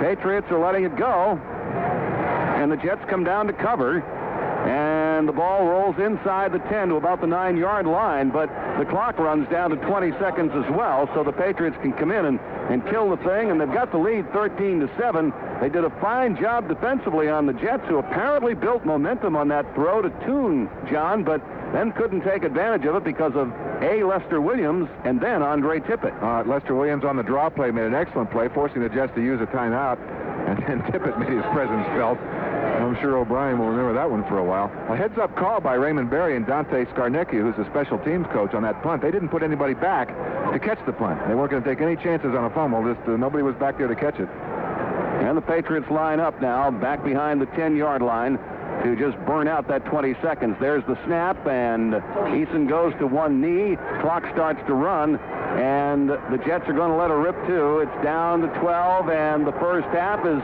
going to become history in this AFC wild card playoff game at the Meadowlands in New Jersey. To 3 seconds, 2-1. That's the end of the first half, and the score after half a ball game has been played is the Patriots 13 and the Jets 7. Hi again, everybody. The Meadowlands in New Jersey. The Patriots leading 13-7. Their defense has come through on a couple of occasions with takeaways. I guess you got to say that the big one was Fred Marion's interception. He made that one deep, a nice finesse move as Wesley Walker came downfield. He played off the ball a little bit. He lured O'Brien into the throw. Obi probably thought he had 6 points notched up there on that one, and all of a sudden number 31 came shooting over, and bingo, Patriots had the football. That was a nice play by Marion. I'll tell you, O'Brien wasn't the only one thought he had 6. I was watching it, John. I thought he did, too. Wesley Walker on the left side, right over on the hash mark, went right down the field. But a nice play by Marion because he sort of hung in the hole there, you know, and made it look like Walker was open. And then when the ball was thrown, he just hustled over there and made a play. And that was a big one. Well, it could have been deja vu on the part of O'Brien because you'll recall in the last game between these two clubs, O'Brien threw to Walker on that same side. Claiborne thought that they had called zone, and he let Walker go behind him, and Walker was all by himself. Well, there was Walker again gone with the corner playing up as if it were a zone, and the center field of the free safety was kind of hanging around there, giving O'Brien the feeling that, hey, here we go again, and all of a sudden it was a takeaway. Yeah, it was a big play, too, because that turned the game around at that point. The Jets, throughout that second quarter, really had been in control. They had been moving the ball. O'Brien had been throwing well. In fact, prior to that interception, he had completed 10 straight passes defenses, and the Patriots were really having some problems. I think they were reeling a little bit on defense. Occasionally they would put some pressure on O'Brien, but for the most part he had time to throw, and he was taking advantage of it. Big play by Marion to turn it around. The Patriots quickly right down the field and got the touchdown to take the lead. That was a big one, of course, because they did move it down a couple of nice plays to get there, and then a 36-yard touchdown pass to Stanley Morgan to put it away. And there was Eason to Morgan, a combination that worked against the Bengals last week. We saw it again here today. That's a healthy combination, John, because it adds a dimension to the offense that was not there previously with Eason at quarterback. We did not see the field extended vertically. Now he's doing that, and that's going to open up the inside for him even more. That's a really good sign for the second half of this game. Well, it's really nice to see Stanley Morgan become such an important part of the offense again. He had gone off into hiding somewhere for the last 2 or 3 years, but he's back, no question about it, and you can see it in the smile on his face and the plays that he's making. And that one was a big one, and you're right about Eason. He is going deep with it. He threw to Fryer earlier. When you throw it to Morgan like that, though, the chances are good that he's going to get behind everybody. He did that time. It was Carter, I believe, the cornerback that he beat, and Carter's a guy that's been on injury reserve for a long time and came back out and couldn't handle Morgan on that one. No, he couldn't. Of course, he's a second-year man. He's allegedly the best corner they've got, but Stanley can lull a guy to sleep. They sometimes look at Stanley and say, hey, you know, the aging veteran, and they don't realize that extra gear is still there, that he can kick it in and go, and that time he did. He just zipped right by Russell Carter. You can't go to sleep on anybody with that kind of speed. I don't care how old he is, and Morgan still has the speed, but all in all, a pretty good football game, particularly from the Patriots' point of view, as they have the lead 13-7, but you know, it's lived up to its billing. It's playoff intensity and it's playoff football, and it really has been a good football game. Well, I think it's terrific because that's what we're doing, playoff football. And the entertainment on the field right now at halftime, the crowd has been an orderly and good one here in this cool night in the Meadowlands, and we see a lot of people from the New England area who have been waving up and sending us greetings from below that have come to the Meadowlands to watch this game. I think, John, we're on the verge of a good second half of football. Well, the Patriots have it right in their own hands, John. They can control it. They've got the lead, and they've played pretty well. I don't see any problem with being able to hang on to that one. The defense can continue to do the job, and maybe a little bit more pressure on O'Brien and a little more from the running game on offense. They've struggled just a little bit with the running game, I think. Well, there's still 2 quarters of football to go, and we hope you'll stay with us and enjoy it from the Meadowlands. AFC Wild Card Playoff Football. Let's quickly recap the scoring for you in the first half. The Patriots are out in front 13-7. Patriots got on the board first on a 33-yard Tony Franklin field goal to make it 3-0. The Jets came right back, though, and got a touchdown. Ken O'Brien to Johnny Hector, 11 yards. It was a thing of beauty. It really was. They moved it down to the 11-yard line, and on a play-action fake to Freeman McNeil just froze the linebackers. Larry McGrew couldn't get back in time to the coverage, and he just flipped it into the end zone for 11 yards. So the Jets took the lead 7-3. Patriots came right back, though. A big play. Tony Eason, a 39-yard pass to Irving Fryer down the right side. That took it down to the Jets' 22-yard line. We got a little bit of a scare at that point, though, because Fryer laid on the ground for some time.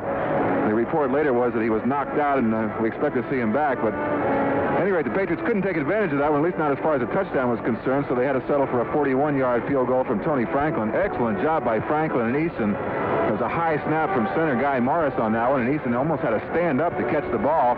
Quickly put it down, and Franklin just maintained his composure, waited for the ball to be put in place, and then drilled it through from 41 yards out. That drive was 8 plays and 56 yards. So at that point, with about a little over 10 minutes left to go in the half, the Patriots trailed the Jets 7-6. They then got a break. Roland James recovered a Freeman McNeil fumble at the Patriots' 44-yard line. Looked like a real good opportunity for the Patriots, but they couldn't get anything going. The Jets have been playing some pretty good defense, too. Throughout the second quarter, it was mostly the Jets. They moved the ball pretty well. Fortunately for the Patriots, they weren't able to score. Looked like they were going to score. Fred Marion came up with a real big play. His 8th interception of the year. At the Patriots' 10-yard line, he returned it back to the Patriots' 32-yard line at the 2-minute warning. And then Easton took him right down the field. A 36-yard touchdown pass to Stanley Morgan right before the end of the half. And so the Patriots are in the locker room right now with a 13-7 lead. We'll take a break. I'll be back right after this with more halftime activity. The stats in the first half are just about as close as you might expect, with the score being what it is, 13-7, Patriots in front. Total yardage, the Patriots have 197, the Jets have 198. Total yards rushing for the Patriots is 63, the Jets 51. Passing, the Patriots 134, the Jets 147. Both quarterbacks have been sacked twice. I think Tony Easton's been pretty sharp. 9 for 11, for that 134 yards. He's thrown a touchdown pass. He looks very confident, in control. He stayed in the pocket a couple times when he could have run for it.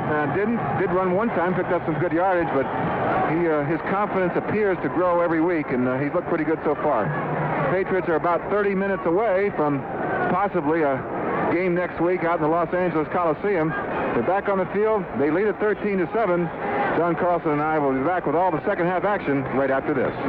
Franklin has wound up the elastic, and he's ready to see what happens. Heading for the ball, hammers it downfield, end over end, goes to about the 10-yard line, taken by Johnny Hector over the 15, cutting to the left for the 20, gets caught and does not make the 20-yard line. Good effort downfield, and the Patriots, Rod McSwain pulls Hector down shy of the 20-yard line. It'll be first down and 10 at the 19 for the Jets as they start the second half, trailing 13-7 to the Patriots. And here we go with the final half of football. Excellent coverage by McSwain. That play tends to get overlooked sometimes when a guy hustles downfield and makes a tackle on a kickoff, but that's important. Keeps him inside the 20-yard line. Good play, Rod McSwain. Ken O'Brien leads his team to the line of scrimmage. He's got the double tight end formation, single setback. He turns, goes to McNeil, tries to jump step his way into the middle. And what he was doing was searching desperately for a hole. It wasn't there. He maybe got a yard out of the play. Patriots got a whole lot of work out of Lester Williams and Garen Barris on that one. And what Freeman McNeil got was 2 yards. Didn't think he was going to get that much. Another nice play by Lester Williams at nose tackle. He made a good one in the first half that might become one of the key plays of the game. And another one right there. Good play. Second down and 8 for the Jets. Here's the turn. Handoff. They want to run again. And it's Freeman McNeil coming around through on the left side. Andre Tippett made a spirited run for Freeman McNeil, and he couldn't get him down. He caused him to start stumbling forward, though, and Don Blackman completed the job. Thing is, McNeil got up over the 25 to the 28-yard line, and that's where it's going to be a third and short yardage turn for the Jets. Third down and a couple of yards to go. 13:57 to go in the third quarter. 13-7 Patriots, and here come the Jets. Unofficially, McNeil only had 28 yards in the first half. They've got that tight formation, looking short yardage. Motion to the left. Eye set behind O'Brien. Handoff goes to Hector. Hector takes the big dive and gets hit in midair. That was a sensational-looking play because of the midair hit. I think it was Steve Nelson that went right up into Hector, who was going over the top of the line, and he stopped them enough so that they've got to look down. They just can't signal first down. They're going to have to measure. Pins are brought in, and it's a first down. Hector got the first down, but I tell you what, he paid the price for it. When you leave your feet in this game as a running back and you take a shot, you got nothing behind you. Oh, he was hit by Nelson, too. You could get it pretty hard by Nelson when you got your feet on the ground, much less when you're in the air. First and 10. Jets at their own 29-yard line. Slot to the right side. Motion left to right. Mickey Schuler. Handoff goes to Freeman McNeil. Burst through up to the 35-yard line. Steve Nelson is the guy that finally covers him. Someone reached out underneath to take him down. I got a feeling it might have been Larry McGrew. It was. Larry is up a little bit late on the play, so we have to wait for that. Ball is going to be spotted at the 34-yard line. It's second down and 5 Jets. Looks like the Jets' plan is to take it on the running game right at the Patriots rather than try and go wide, just to run them straight at them. And the offensive line is getting some good movement right now. Double tight end formation, single setback. They've got Toon in motion right to left. Here's O'Brien handing off to Freeman McNeil, and he gets pounded at the line of scrimmage by Julius Adams. Julius Adams gave him a good shot. McNeil got to the 34. That's all. Going to be third and 5 now. Well, I admire their courage from the Jets. They're trying to run right at Andre Tippett. That time Julius Adams didn't even let him get to Tippett. Matter of fact, Andre stood and applauded Julius's work. Julius came all the way from the other side of the line of scrimmage. Lined up on the right side, just hustled down the line of scrimmage, made the play from behind. I think Andre got held on the play, as a matter of fact. So here we are with a third down and 5. Jets are 3 for 8 on third down conversions. Back there is O'Brien. He sends it high in the sky, looking for a receiver, maybe too high. Hector looked over his right shoulder. The ball was coming on the left. Johnny Hector could not make the catch, and so they do not convert on third down. It's fourth down, and into the game comes Dave Jennings, And back for the Patriots, Irving Fryer. I was impressed by Freeman McNeil on that play. I know he's a good runner, but he stayed right in there on the blitz by Tippett. Tippett came into the inside, came roaring up the middle, and McNeil just stood in there and met him and held him out of there. Dave Jennings, the punter. His last punt, 36 yards. He has a 49-yarder, though, in this game, and that was a pretty punt. 4th and 5 from the 34. He takes the snap. Hits it, not a good one, a knuckleball. Fryer fields it at the 40. Fryer picking his way through to the 45 to the 46-yard line. Just went straight up, and a nice job by Irving Fryer. 28-yard punt. Patriots get good field position, 1st down and 10, working off their own 46-yard line. Harry Hamilton, the guy who made the stop for the Jets. 11:52 left, 3rd quarter. Patriots 13-7 over New York. Jets had first possession in the second half, and the Patriots defense was able to stop them. A short punt by Dave Jennings from 28 yards is giving the Patriots pretty good field position. They've got it on their own 46, and Gastineau's out there leading the cheers, trying to get the crowd into the game. Incidentally, speaking of Gastineau, Steve Moore really has done a pretty good job against him so far today, as he has throughout most of the previous 2 games. Here are the Patriots, 1st and 10 at their own 46. It's Eason handing off to Craig James. James coming over the left side. He gets to about the 49-yard line. He's driven back from there, but the gain of 3 yards will give the Patriots 2nd and 7. Craig James took a shot from Lance Mell, and is it Mell that's getting up slowly? No, that's Gastineau getting up a touch slowly. Not leading cheers right now. 11 and a half minutes remaining, 3rd quarter. Patriots lead by 6. 2nd and 7 as they come to the ball at their own 49-yard line. Eason with an eye stacked behind him has a strong right formation. The Jets are working a 4-man front here. Eason back, handoff, Tony Collins. He drills through over the 50 and down to about the 47-yard line of New York.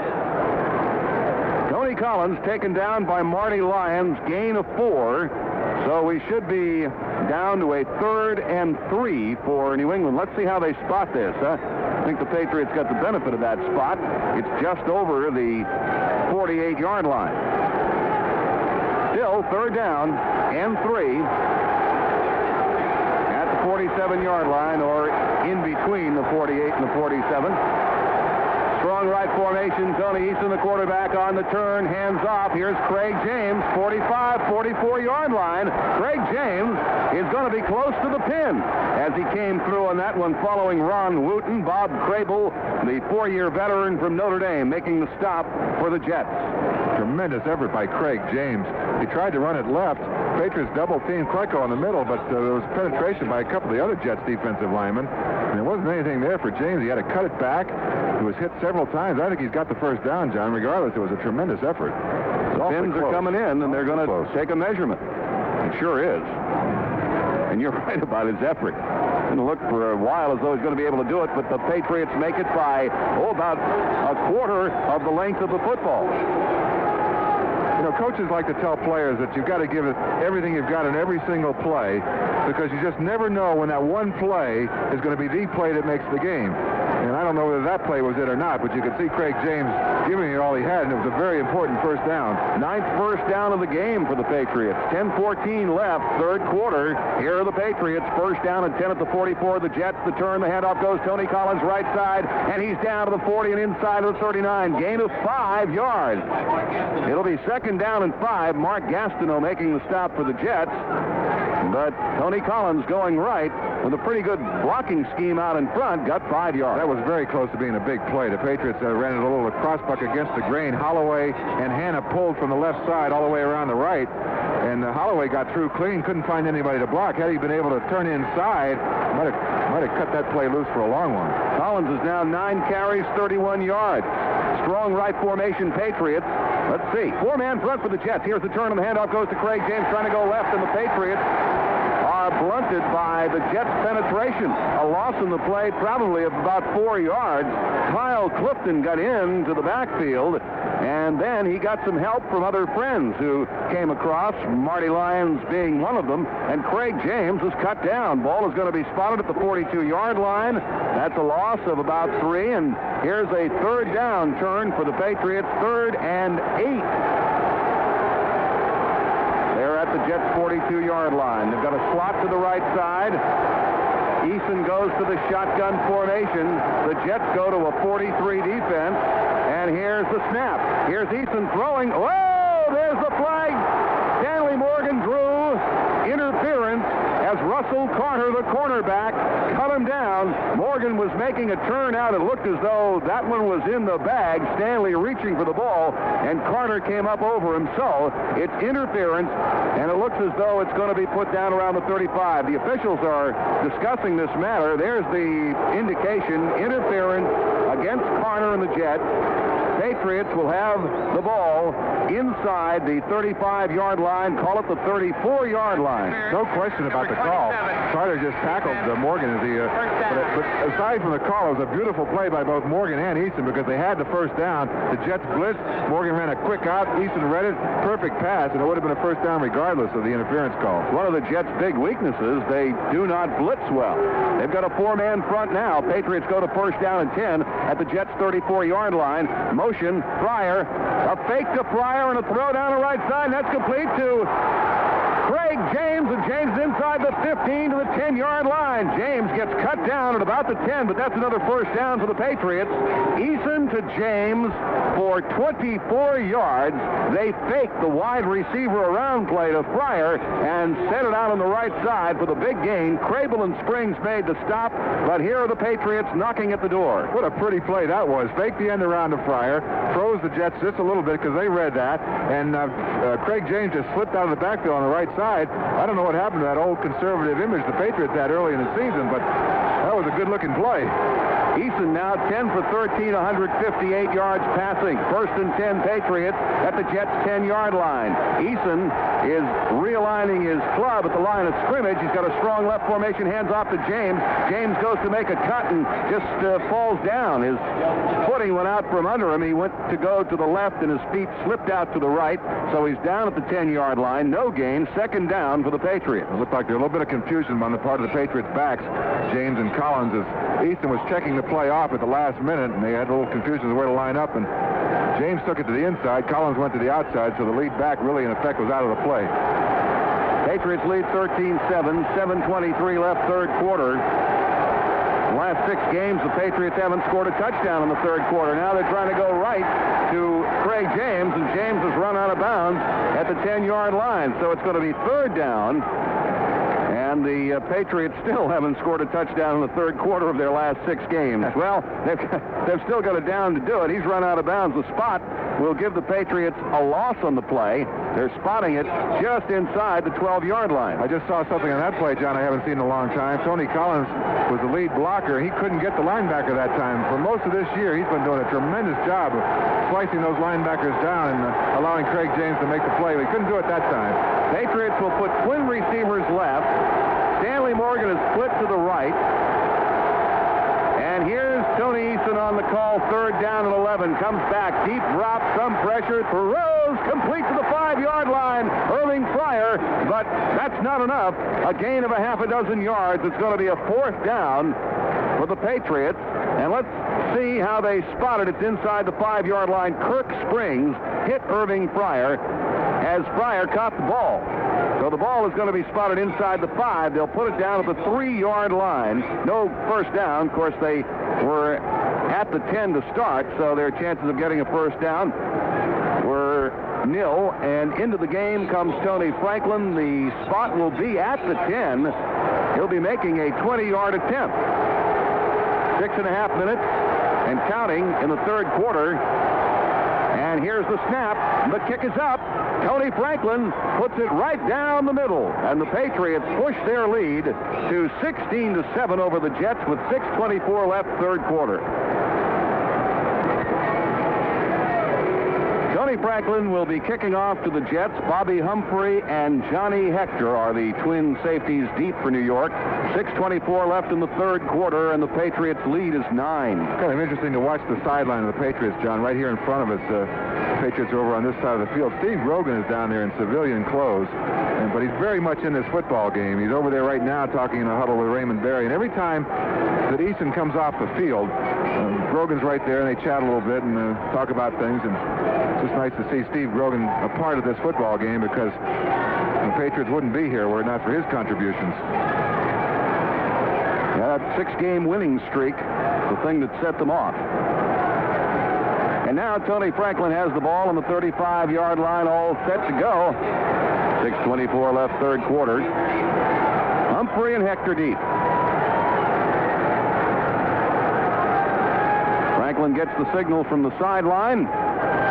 He's all set as the whistle blows, and here comes the kickoff. He hits it downfield, end over end, and it takes Hector back to the 3 over the 5 to 10. Coming to the right side, the 15 gets hit. He's going to be down at about the 17. Look out, a flag. Johnny Rembert picks up the ball and runs into the end zone. He's celebrating as he goes into the end zone, but there's a flag on the play. That, of course, came ahead of the pickup by Rembert, who made the hit on the play and loosened the ball, but got a feeling somebody might have gotten a hand on a face mask, and let's find out about that. I thought it was a good play by Rembert. I didn't see any face mask on it, John. I think it's going against the Jets. They're a little upset. During the return, number 81, receiving team. Oh! Penalty time. Touchdown! It is a touchdown. Johnny Rembert picked it up and ran it in for a touchdown. Now he spikes the ball, and it rolls all the way back to the end of the stadium. The Patriots get a touchdown. You didn't hear any reaction from the crowd for a long time because, of course, that flag went down, and a lot of people were anticipating face mask, but it wasn't at all. The penalty was on Billy Griggs of the New York Jets. The Patriots, of course, take the touchdown.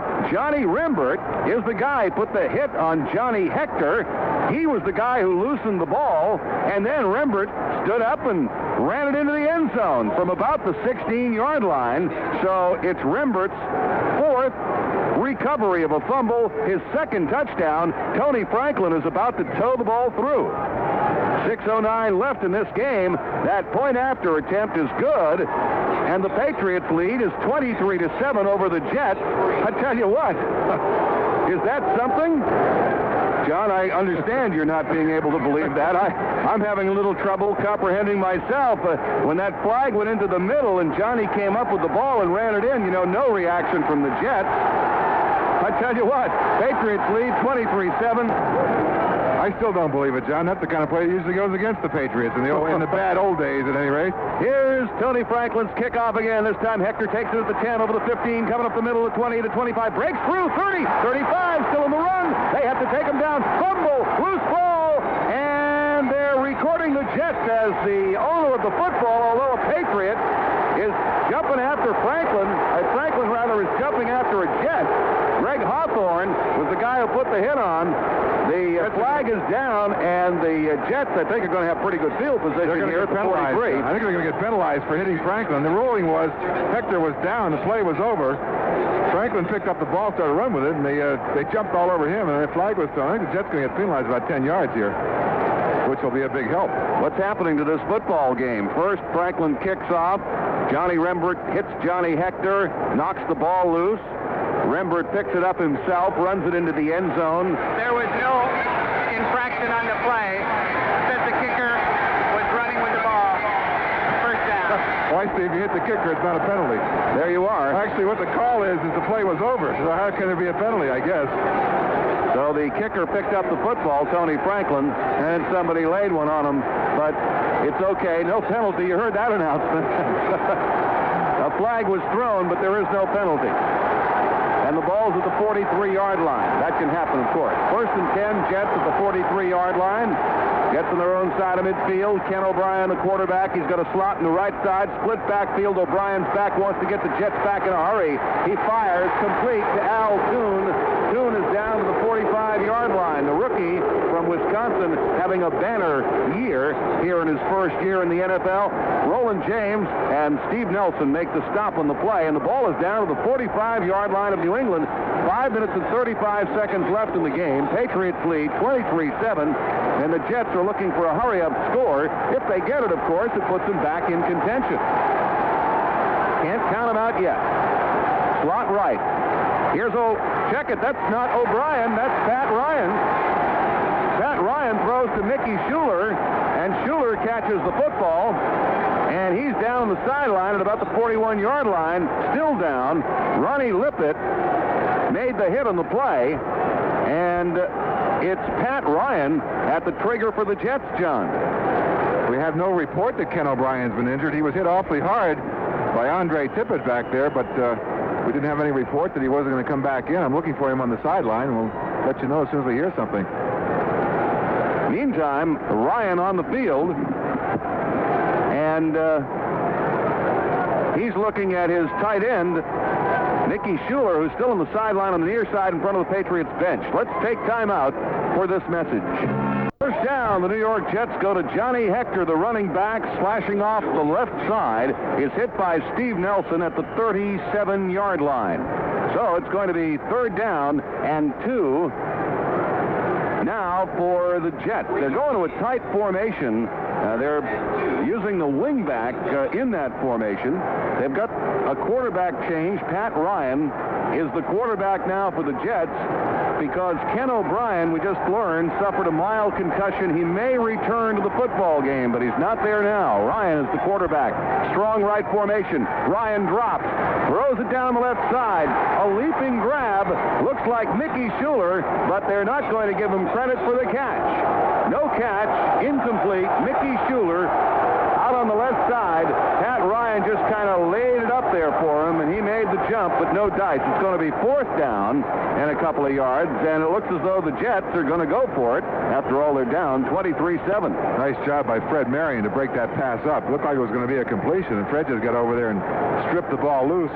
He's made a lot of big plays throughout this season. One right here in this game, and another one right there. Over on the far side, right in front of the Jets bench. Jets have to go for it. 4 minutes left to go in the third quarter. They're down 23-7, and they're going to have to go for it. Well, they've converted 12 of 19 from fourth down situations. Now they ask for a timeout. Pat Ryan goes to the side. He calls a timeout with 3:51 left in the third quarter. And the Jets obviously have something serious to talk over. Well, it's a serious moment in the game for them. Clearly, they're down by 16 points, so they need more than 2 touchdowns to get back in the lead. And with 3:50 left in the third quarter, the heat's on them. They've got a 4th and 2. They've elected to go for it. And they got to make it if they're going to stay alive. Awful tough spot for a backup quarterback to come into. Any backup quarterback, but particularly Ryan, who has not played very much at all this year. According to the Jets stat sheet, he's only completed 6 passes in this entire season, and now they're asking him to come in and pull this one out at 23-7, a little bit more than a quarter left. Well, apparently the hit that Ken O'Brien took from Andre Tippett in the late stages of the first half actually did some harm. What do they say, mild concussion? Yes. Sure looked like more than a mild concussion to me the way he was hit. Patriots would like you to know that 1986 season tickets are available, also tickets for individual games. If you're interested, you can call the Sullivan Stadium box office at 1-800-543-1776. 3 minutes and 50 seconds remaining. Third quarter, strong left formation now for the Jets slot right. They've got motion. That's Schuler left to right. Coming to the near side, dropping back as Ryan looking to throw, pulls the trigger. That's complete to Al Toon. First down. Jets get it at the 27-yard line. So they make the big play. Ron Lippett hits Toon to bring him down. But they get 10 yards on the play, and they've got a first down. Good play by the young quarterback. Under the pressure situation, he delivers for the Jets. 4th and 2, and he picks up the first down. Good play by the Jets. They really stretched it out. They brought Schuler in motion all the way over to this side. He looked like he was almost going to be out of the play, and they came back to the inside on the little hook pattern, got the first down. Now the Jets need a score. They've got a strong right formation. Now Schuler goes in motion to the left. Ryan hands off to Freeman McNeil. McNeil drives over the left side, over the 25, down over the 24-yard line. Garen Barris makes the stop as Freeman McNeil pushes it a little bit deeper into Patriots territory. Gain of about 4 yards on the play. That'll make it a 2nd down and 6. We're down to 2 minutes and 45 seconds left in the third quarter. Patriots lead by 16. Jets trying to make up some of that. Freeman McNeil 15 carries, 37 yards. He's the lone setback now. Motion to the right side, Wesley Walker. Back is Pat Ryan. Guns it out for Walker. Walker is hit by Ron Lippett. There's a flag down on the play. Lippett brings Walker down at about the 16-yard line. There's a flag down at the play, back at the 19. Lippett says it's against Walker, and I think it is.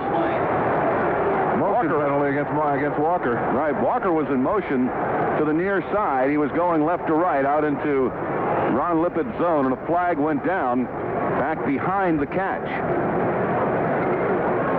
2:22 left, third quarter. Motion, number 85, offense, still second down. Wesley Walker, illegal motion. That means he turned in toward the line of scrimmage prematurely before the snap. So it's going to be second down and 11 after the penalty. The ball is walked back to the 28-yard line. Second and 11 at the Patriots' 28-yard line for the Jets. And we're down to 2 minutes and 7 seconds left in the third quarter. Strong left formation. Pat Ryan, the quarterback for New York. Ryan on the turn. Play action fake. He's looking to throw. Guns it along the sideline. Complete Al Toon. Toon is going to be down at the 16. That'll be a first down for the Jets. Al Toon makes the catch. It was Andre Tippett who drilled him, but Toon gets to the 16. Toon now 6 receptions, 71 yards. That time, he got a dozen yards and a first down. The more I see this Toon, the more I like him, John. He's really got some tremendous moves. I thought excellent coverage that time by Lippett. He was all over him, but Toon just came back towards the ball. There wasn't anything Lippett could do. 1:20 left in the third quarter. Here are the Jets. Split backfield. Motion from left to right is Sohn. Handoff goes Freeman McNeil. Back out the left side. He's at the 15. He's turning down out of bounds at about the 12-yard line. Roland James pushed him out. Gained the play of about 4 yards for Freeman McNeil. That'll make it a second down for the Jets. Ball at the 12-yard line of the Patriots. Second down and 6. Going out of bounds, stop the clock with 1:10 left third quarter. Patriots lead the Jets 23-7. Jets have a slot left. Strong right formation, split backfield behind Pat Ryan. He turns, play action fake. Now he sprints out to the right and throws cross grain to the end zone, and it's caught. No, it's broken up. Oh, for a moment it looked as though Mickey Schuler had made a great catch. He was covered by Lippett, but it's broken up in the end zone across the grain pass. That's the most dangerous pass you can throw. And he got away with it. He almost got a touchdown. What do I mean, got away with it? It's going to be third down. I can't believe he threw it to begin with. Rolling out to his right, pressure was on, and just stopped and threw it back across the grain over the left side. Nothing on the ball at all. Lippett was in position to make the interception, and Schuler went up and took it right away from him. I thought you're right, although thought he had the touchdown, but Lippett then came back and stripped the ball loose. Third down and 6, Jets at the 12-yard line of the Patriots. Slot left for the Jets. Strong right single setback is McNeil. Ryan on the count, comes back, leaning out toward the right, throws one high for Schuler. Touchdown, Jets! From 12 yards away, the Jets put one in. Ryan to Schuler. Ronnie Lippett's a little upset with himself. He was not the covered man on that play. It was Andre Tippett that was covering the tight end. Schuler ran out and up. But Lippett was in position to make the play, and he just misread it. I think he came up a little too soon and allowed Schuler to get behind him. I don't think it was his coverage, John, but he's upset with himself because he had a chance to make the play. Now the Jets have pushed themselves back into this football game. 57 seconds left, third quarter. And here's the point after by Leahy. Sure is good. 23-14, Patriots lead. And the Patriots are going to get the football back, but the Jets, led by the number 2 quarterback, Pat Ryan, moved the ball smartly downfield and got themselves back into the game. Boy, I tell you, it looked as though maybe it was over for the Jets after Johnny Rembert picked up a fumble on a kickoff and ran it from 16 yards in. But it's not over. Still the fat lady sings, they say. Well, I give the Jets a lot of credit. They came right back. And I it did look like the Patriots were in a position just to put this one away, especially when your quarterback's out. But, Pat Ryan, who has not played very much at all this year, really looked poised and in control and brought the Jets back. We still got a football game. And Schuler continues to be a thorn in everybody's side. He's had a good year for the Jets. Played well against the Patriots in both previous games. 57 seconds left, third quarter. And the Jets are back in it. Don't forget, of course, we've got a Kay Jewelers Star of the Game to be awarded. A gift certificate to the winner of that award will be presented. And here's the kickoff. It's taken by Cedric Jones, trying to find room at the 20, and finally it's pulled down at about the 23-24-yard line as the kick came in a little shy. And to the side, Cedric Jones, who flanks to the left of Stephen Starr and Gunnett. Larry Flowers brings him down. Patriots ball, first down and 10 at their own 24-yard line. Now Gastineau is trying to rev up the crowd to get behind the Jets defense. It's important the Patriots pick up a couple of first downs on this series just to get the crowd out of the game, take a little wind out of the sails of the Jets defense. If the Jets can stop them right now, we can just sense everything turning around for the Jets. Strong left formation now for the Patriots. Four-man front for the Jets. Here's the turn. Handoff goes to Craig James. He zips it up to the 30-yard line. James from the 24 to the 30. A gain of about 6 yards on the play for Craig James and the Patriots. Second down and 4. New England, 34 seconds left, third quarter. Joe Klecko and Kyle Clifton made the hit. Good movement by the Patriots offensive line. John Hanna and Pete Brock and all of them in there. You can see that rolling coming off the ball, and the important 6 yards right there. Clock still running toward the end of the third quarter to 17 seconds and going. Patriots may let it go on down. 23-14 Patriots lead. They'll have a second and 4 at their own 30-yard line when play resumes in the fourth and final quarter here at the Meadowlands in the AFC Wild Card Playoff game. At the end of 3 quarters of play, the Patriots 23, the Jets 14. The Johnson Collection. 15 more minutes, and it's a good one. It's been a dandy football game. Patriots are out in front 23-14, but the Jets are not packing it in just yet. Now you got to give them credit. They came right down with their number 2 quarterback, Pat Ryan, and put one in there. So here are the Patriots now with a second and 4 from their own 30. 15 minutes left in the football game. Split backfield, strong right formation. And a quick throw out to the left side is complete to Stanley Morgan. He's up to the 40, flies to the 43-yard line. Stanley Morgan, first down, Patriots. Big play by the Patriots, an important first down, just as we said, John. Get the crowd out of this game. They were all pumped up after that Jets touchdown, and the defense of the Jets couldn't hold them. And a great play by Brian Holloway on the quick screen out to the left. One-man screen. Holloway hustled out there and made the block, just picked up the first down for Stanley Morgan. 13 yards on the play. Lance Mell and Russell Carter made the stop, but the Patriots have a first and 10 at their own 43. 14:26 left in the game. Split backfield behind Eason. He's got a strong right formation. Jets have 4 down linemen. Handoff goes to Craig James, left side, sprints over the 45 and rolls up to about the 47-yard line. That means a gain of 4 yards. This is a situation in the game where your offensive line's got to take over. They've got to maintain control right now. All right, here are the Jets this time. Looks like a 3. No, it's a 4-man front again. Patriots with a strong right formation. Handoff goes to Craig James. Breaks it to the outside now, looking for some running room. Can't find it. He's touchdown at the 46. Mark Gastineau makes the stop. Jumps up, excludes himself from his teammates so everybody will know that he made the stop, and it'll be... You're right, that's what he does. It'll be third down for the Patriots. I'm sure he just wins a lot of friends in his own huddle by doing that.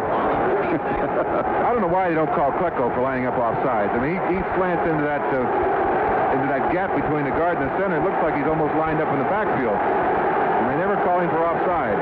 Loss in that play makes it third down and 7 for the Patriots now. Ball at their own 46. So here's an opportunity for the Patriots to convert. Let's see what they do with the slot to the left side. Back is Tony Eason throwing into the middle, complete to Stanley Morgan. No, he stripped the ball. It was on his hands. And a big play by Gavin Mullen, third-year veteran cornerback, knocked that ball loose. And it means Patriots have to punt. Not too much Stanley could do about it, John. The ball was thrown behind him. Not a good pass by Tony Easton. He had his man open, and the ball was thrown a little bit behind, so Stanley had to turn back and reach out and just expose the ball to the defensive back, who just knocked it away. Had it been thrown out in front, I think Stanley would have held on to it. A lot of time left. 12:49 left in the game with the Patriots up 23-14. The Jets are hungry for the ball. They scored the last time they had their hands on it. Another score, well, that would sit them right on the edge. Kurt Sohn is deep, waiting for Rich Camarillo's punt. Camarillo gets off a beauty. Sohn backs up. He lets it go. Camarillo put it into the end zone. Jets ball first down and 10 at their own 20-yard line. Camarillo just hummed that one away. The Jets, 12:39 left in the football game, and the Jets are at their own 20-yard line. They trail by 9 points. Pat Ryan, their quarterback. Ken O'Brien was knocked out on a shot by Andre Tippett. You might think that would be an advantage for the Patriots, but Ryan came right in, really got the job done. I think he was 6 of 7 for 50 yards on that touchdown drive. So you can't say the Jets are out of this one yet, even though they're backup quarterbacks in there. Not the way he moved the club the last time. Of course, the Patriots have to adjust to this guy. Yeah, it obviously changes the way, to some degree, the Jets will approach the thing offensively. McNeil in motion out to the right. Here's Pat Ryan. Dropping, firing. It's complete. He's got Al Toon. Toon is pushed out of bounds at the 26-yard line. That stops the clock with 12 and a half. No, wait a minute. They're not stopping the clock. I thought he went out of bounds, but apparently they say no, he didn't. Clock continues to run. Ball at the 26-yard line. Gain is 6. It'll be 2nd and 4 Jets. Jets are using up a lot of time by bringing the plays in from the sideline rather than signaling them in. I don't know if that's because of the new quarterback in there or not, but time becomes very important here with the Jets, and they're using up a lot of it by doing that. Yeah, they're down to 12 minutes left. Strong right formation. Split backfield off to the weak side. Back is Ryan. Look at the throw, and that one is broken up. It's punched down by Don Blackman, who pushed himself in front of Ryan and broke the play up. So it'll be 3rd down and 4 from the 26. And that stops the clock with 11:52. I think the Jets were trying to run a middle screen to Freeman and McNeil. And Blackman is allowed to come in clean on that play to set up the screen, and he did a nice job to knock it down. One of the advantages of having 6'3", 6'4", 6'5" linebackers. Isn't that amazing? I mean, the linebackers for the Patriots, those outside linebackers especially, all look like defensive ends. Ryan steps up. He's got motion. Al Toon goes left to right. Ryan, a long count, takes a deep drop, looks downfield. Now he fires, and that one's complete. Toon's got it. It's shy of a first down. He's driven back to the 25-yard line, but the stop is going to be recorded at the 28. Roland James put the hit on him. Al Toon made the catch. It'll be 4th and 1 for the Jets at the 29. This time they're not going to go for it. They bring their punter, Dave Jennings, in. Patriots defense does the job. Oh, nice play by Lippett and James on Toon over there. He hooked up and had the first down. He had to come back for the ball, as you're supposed to do. And Lippett and James were right there to make sure that he couldn't spin off of that and pick up the yardage for the first down. So Jennings comes in. His last punt was a 28-yarder. He takes the snap at the 14 and steps up. Irving Fryer waits for it. This time, Jennings gets off a nice punt. Here's Fryer behind the 30. Coming to the 30, puts a step on, can't make a move. Gets croaked at about the 32-yard line. Now, he just couldn't really get anything going that time because the punt was good. A very good one by Dave Jennings, and finally downfield came Larry Flowers to put it away. So the Patriots have the football, 1st and 10 at their own 31-yard line. I was thinking, John, that it just might be a natural reaction on the part of the Patriots offensive players to be thinking, at least subconsciously at this point in the game, that, hey, we can just sit back, not make any mistakes, and maybe pick up a first down here and there, but let's be conservative and let the defense win this game for us. And I just think that could be dangerous thinking at this point. 23-14, the Patriots out in front. There's 11 minutes left to go in the game. I think the offense has got to take the aggressor role at this point and go for some more points. Let's see if they got the message. They're on the field and leading by 9, 23-14. I don't know how cold it is because we haven't gotten a temperature reading from upstairs recently, John. I just tell you, it's cold enough to have frozen our clock, so it stopped at 25 after 5, and because of the fact that the works froze, and we're also having a little trouble with one of our control boxes back there. It's one of the reasons we can't hear our producer engineer Jim Oliver because his box has a little frost in it. Well, that might be a blessing. Here's first down. Handoff. Craig James breaks over the left side. He's up over the 35-yard line and fights his way to the 38-yard line. Craig James, using Brian Holloway and John Hanna, works out some yardage. Patriots are going to have a second down and short yardage turn. Kyle Clifton, the inside left linebacker, along with the strong safety Kirk Springs, made the hit, but 7 yards on the play means the Patriots have a second down and 3. Nice job by Tony Collins on Gastineau that time. Came in there and cut him down. It was 31 degrees at the start of the game. I'm sure it's considerably colder since then. Here are the Patriots, strong right formation. Eason on the turn. Craig James again. Trouble this time. He's down at about the 39-yard line. The gain will only be a yard, maybe 2. Bob Crable, the outside left linebacker, made the hit. So the Patriots have a third down. Still a short yardage situation. Third down and 2. And we're down to 9 minutes and 57 seconds and counting in this football game. Patriots need a couple of first downs. It's a big play right here. Third and 2. Craig James, 18 carries, 43 yards in this game.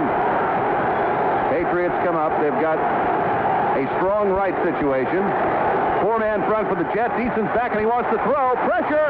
They've got him. A sack. Right up over Tony Collins, and Tony seems to be hurt on the play. Bob Crable, the linebacker, is the guy that made the thrust, and the man who got the worst of it is Tony Collins. He's up holding his left hip. The loss in the play is 9 yards. And into the game now comes Rich Camarillo. And with the ball sitting on the 31-yard line, here's an important moment in the game for Rich to come through. Important moment right there for Tony Eason, too, and I'm impressed with what he did. First of all, I like the call. They were going to throw the ball.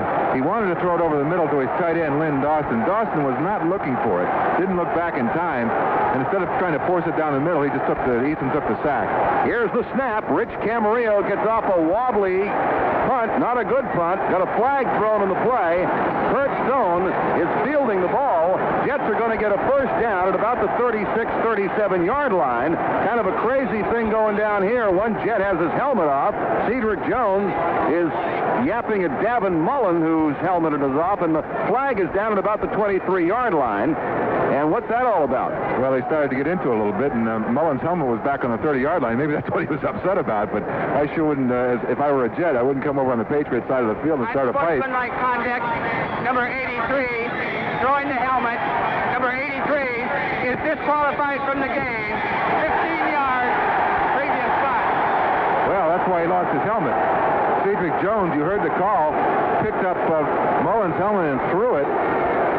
And he got a 15-yard penalty and a disqualification. I tell you, he's out of the game at the 15 yards. That's like really hurtful. Yeah, the truth is that Jones not only took the helmet off Davin Mullen, but then he threw it at Mullen. Yeah, I see it on the replay now, and he should be thrown out for that one after I see what happened. He took it off and threw it right at him. Well, Cedric Jones, lost his composure there and is going to get thrown out of the game. Not to take a shot at Cedric, that's not the important thing, that he's thrown out of the game. The important thing is the Patriots are penalized 15 yards. Yeah, that's the bad thing. The defense has enough pressure on it without that. That's no way to earn star of the game honors. Cedric Jones has done that this season, but he isn't going to do it on that one today. Good shot with a helmet, though. The ball's at the 37-yard line, John. What happened to the 15 yards? Isn't that where he made the fair catch, Kurt Stone? I think you might be right. Let's see. The official's back on the referee's back on the field now. Let's see. No, that's it. Well, stand by, because that's where it is. All right, the Jets have pretty good field position. 9:06 left in the game. They trail by 9. And here they are with Pat Ryan at the trigger. Ryan drops. Ryan throws down the middle, and it's incomplete. It was into and out of the hands of Al Toon. Ray Claiborne broke it up, and Pat Ryan was welcomed by Garen Barris, who gave him a shot back there. That helped to break the thing up, too. Sure did. It caused him to throw a flutter ball. Toon was open over the middle, but because the quarterback was hit like that, he threw a wobbly pass and allowed Claiborne to get over there and knock it down, or at least break up the reception. Well, maybe the aggressive movement by Cedric Jones helped out. Maybe it stimulated the defense here, and they're going to start going after him. Here's Schuler in motion, left to right. Dropping back is Ryan. Ryan's got some time. Now he gets hit. He's down. A crunch by Don Blackman.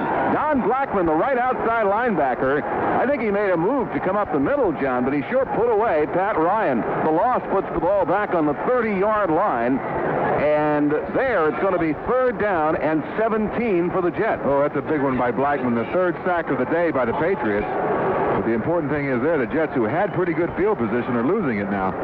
Yeah, he came up the middle on that one, John. Came up behind the defensive end and got the good shot at Ryan. So, 8:44 remaining. And it's 3rd and 17, Jets at their own 30. They're down by 9. Pat Ryan, the quarterback, he's already led the Jets to a touchdown.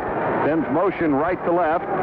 It's Ryan rolling out to the left. Ryan pulls the trigger. It's complete at the 40-yard line, and it's going to be recorded at the 43-yard line. The receiver, Al Toon, started back for it on a hook, and he got pushed back toward the 40. Ron Lippett and Raymond Claiborne were there. That's short of a 1st down, and it's short by about 4 yards. Jets are going for it, though. They never even considered the punt. The offense is staying on the field. Al Toon has 9 catches for 93 yards in this game, so the rookie from Wisconsin is having a day. Don Blackman sacked, John, was his 9th of the year.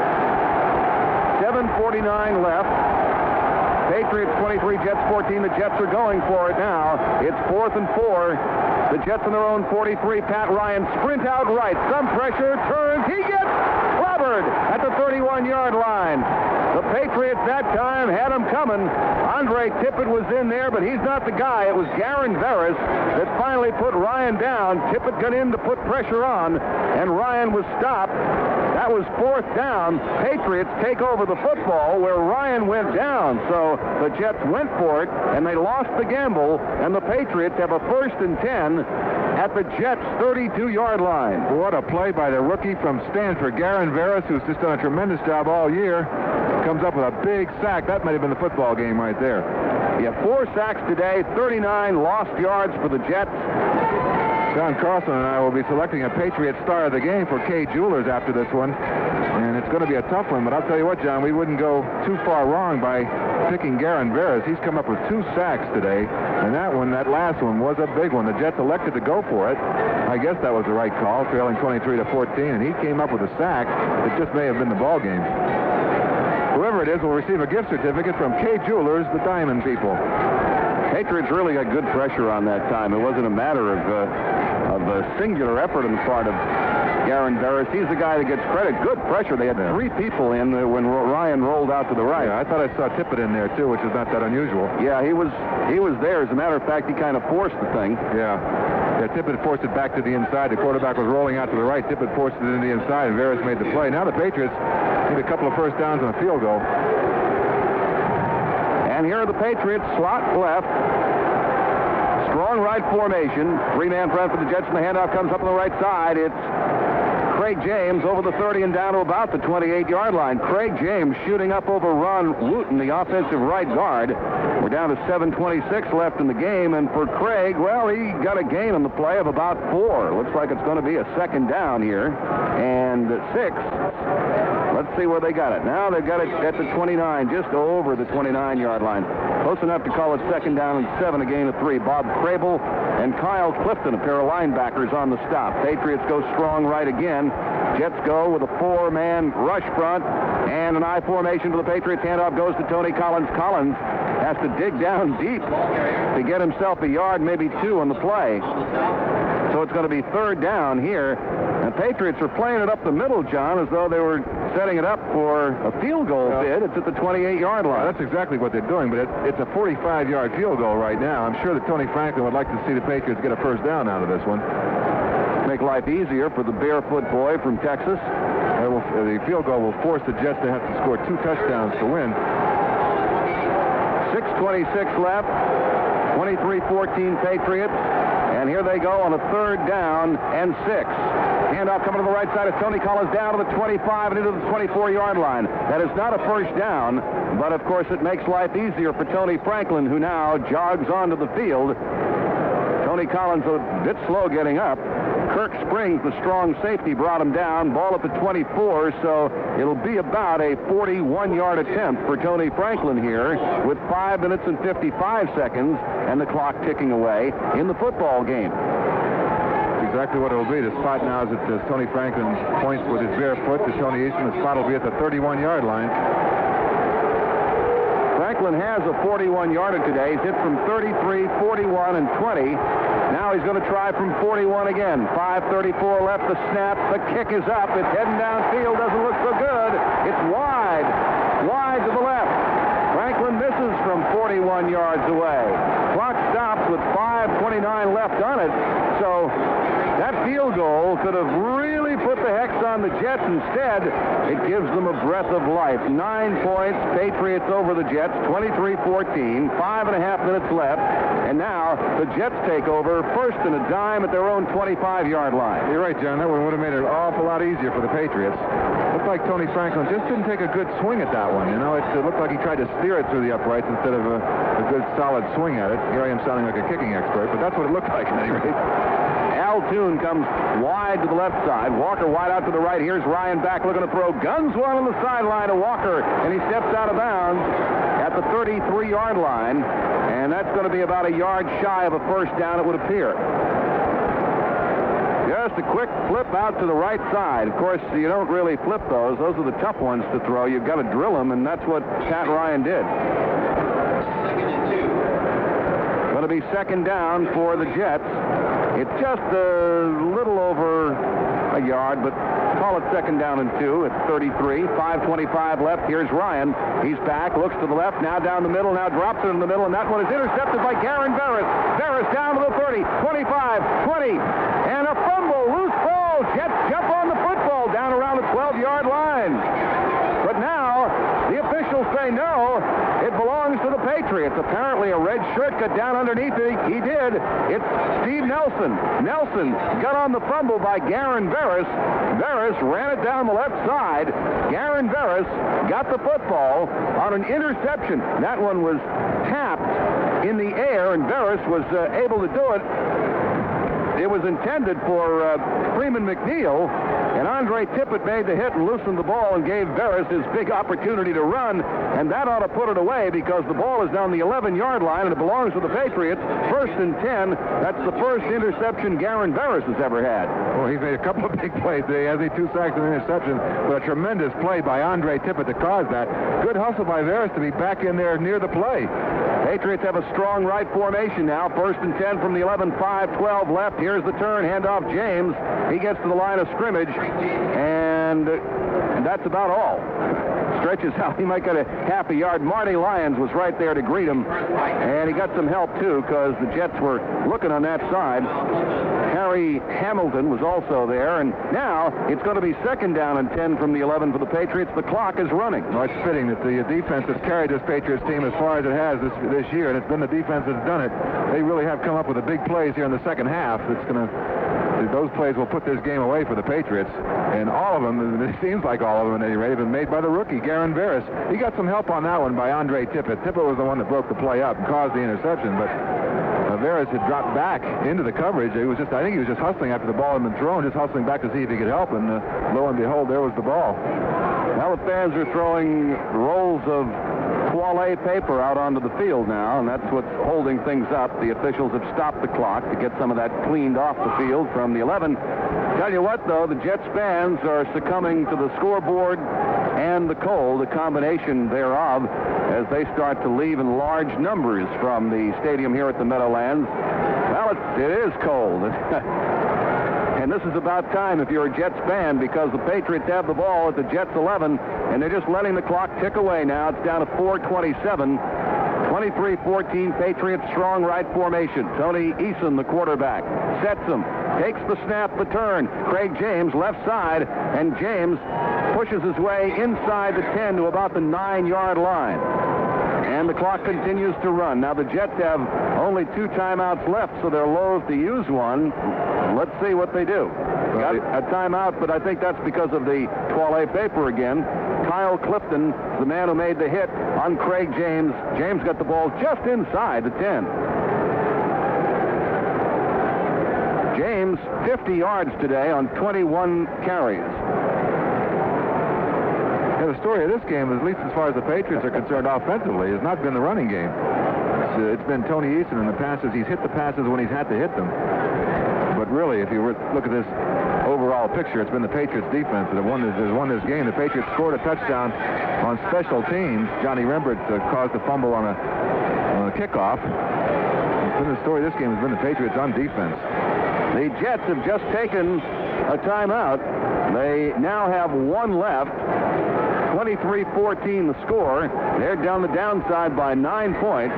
So the Jets now have 1 timeout remaining with 4:05 left in the game. They had the clock stopped to clean the bathroom tissue off the field. But now the Jets want to stop it and see if they can't save some time for themselves. Of course, if they could come up with a big play defensively, they would still feel as though there were hope, but the fans certainly don't feel that. Again, they're leaving in very large numbers. So, well, the Jets fans, and I'm not counting this one over yet either, John, but I think the Jets fans have to be satisfied with the season that their team had. Nobody expected anything of the Jets this year. It was supposed to be a year that they're trying to climb back out from the ranks of the mediocre teams, and they wound up 11-5 and had a pretty good football season, and I think that they can be proud of the year that they've had. Oh, yes. That's a turnaround. What a turnaround they made. Yeah, they sure did. So did this team here in the red shirts. The Patriots team, and the defense has done it. The offense today scored 1 touchdown. The defense has done the rest of the job. Defense and special teams, 23-14. Tony Eason came through today, John.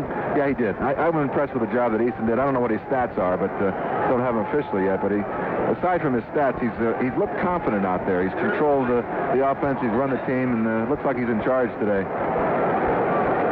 So the ball is spotted just over the 10-yard line. Patriots have a 3rd down and 9 there. They can make a 1st down. 4:05 left, and the Jets have 1 timeout left in which to try and do something with the clock. Tony Eason has his club at the line of scrimmage, and the officials now give the go sign. I'd like to see him go for a touchdown here instead of settle for a field goal. They've got a strong right formation. Backfield offset to the weak side. Handoff goes to James. James threads his way down the middle and pushes it into about the 8-yard line, and that means that Tony Franklin will get another shot here with 3 minutes and 54 seconds and counting. Bob Crable made the stop that time on Craig James. James got he got a yard on the play, so he's got 51 yards on the day. Well, the Patriots didn't even look at the end zone in that series. After getting the ball to the 11-yard line, just 3 handoffs up the middle, and they said, come on, Tony, get us 3.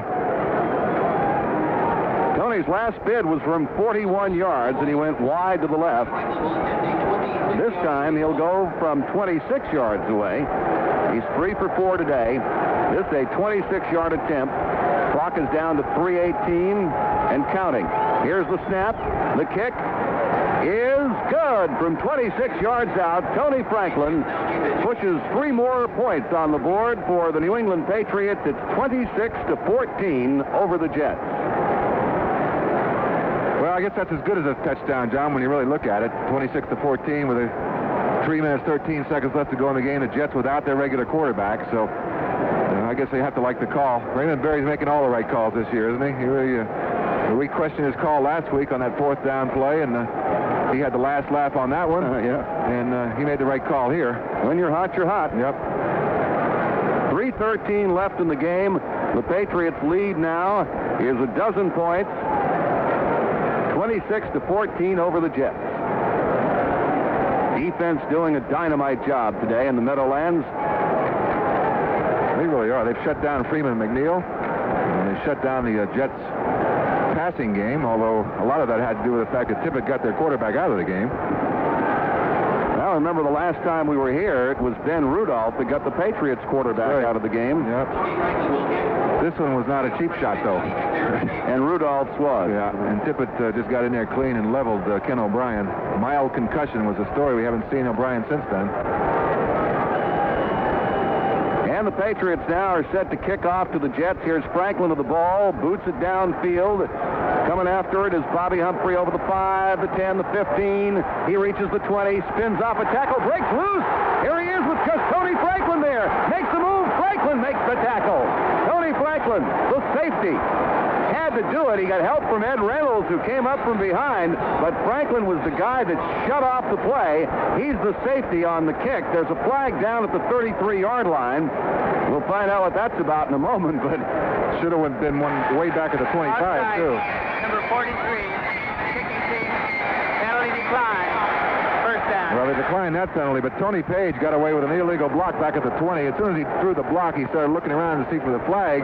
No flag, and the Jets take advantage of it. Well, 2:59 left, and the Jets got a run back to the 46-yard line. Tony Franklin was the guy who shut it down. He came up, and coming up on the side was Bobby Humphrey. Franklin went right down for the ankles. Here is Pat Ryan back. Pressure. Garen Barris hits him.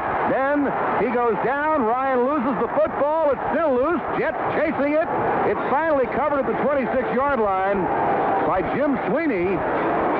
Jim Sweeney covers the ball, but the ball was rolling back toward the goal line. I'm not sure he did them a favor. They're going to have it at the 27-yard line. Well, at least they've still got the football, but they go from the 46-yard line of New England all the way back to their own 26-yard line. 2:26 left in the game. Back is Ryan looking to throw. Guns it up the right side for Wesley Walker. Caught the ball out of bounds in front of his own bench. He's out of bounds, so that one does not count. And it's going to be 3rd down and 37. Garen Barris is just having a wonderful time for himself today, isn't he? What a football game he's played. 3 sacks today, an intercepted pass. Starting to wonder why Barris didn't make the Pro Bowl. His performance tonight would have gotten him there. 2:21 left in the game. Dropping back is Ryan, swings it out on the left side to Freeman McNeil, and Freeman McNeil is cut down at the 30-yard line. And up to make the stop is Larry McGrew. In 3 games this year, John, against the New York Jets, the Patriots have recorded 16 sacks. That is an incredible number. That really is amazing. 16 sacks. As we talked about in the beginning, the fact that the Jets have allowed their quarterback to be sacked 62 times coming into this game. Now we're down to the 2-minute warning, John. 2 minutes left in the football game. Patriots leading 26-14. Incidentally, John, among all the heroics by the Patriots on defense today, we almost overlooked the fact that Tony Franklin, with his 4 field goals today, has tied an NFL playoff record. 4 field goals in one game is a record. Tony Franklin has tied it, and he has really been the offense for the Patriots today. Well, except for that nifty 36-yard touchdown toss from Easton to Morgan, a thing of beauty. But the defense really did it today. It was the defense that gave most of the chills and thrills to Patriots fans. The Jets fans end up with the chills. Quick reminder that the Patriots have ticket information available for you from 1986 season tickets. The number to call is 1-800-543-1776. 2 minutes left in the game. 4th down and 34 for the Jets from the 30-yard line, and Pat Ryan's back looking to exercise that. Fires deep down the side. Mickey Schuler. Mickey Schuler is broken up by Raymond Claiborne. Schuler was going deep down the left side. Raymond Claiborne gave him a clock, knocked the ball loose. And that means on 4th down that the Jets turn the football over to New England at the 30-yard line. So the Patriots have it 1st down and 10 at the 30. It's their game to do with what they will. They've got a 26-14 lead, 1:53 left. Jets have only 1 timeout remaining, so the Patriots can burn it off on this drive. A lot of celebrating on that ride back to Providence's airport. Incidentally, the team will be arriving at 10 o'clock back at the Green Airport. And is that Warwick, Rhode Island, south of Providence? That's where the team flies to. And they'll be going out to California on Tuesday to practice out there in Los Angeles. Here is the snap, and Tony Eason drops back and goes down to one knee to let this thing run out. Now, let's see. The Jets, I think, are going to use their lone timeout here. Or is that a flag on the field? It is. And that's not. Is that just debris? Looks yellow. A little bit of both here, I think.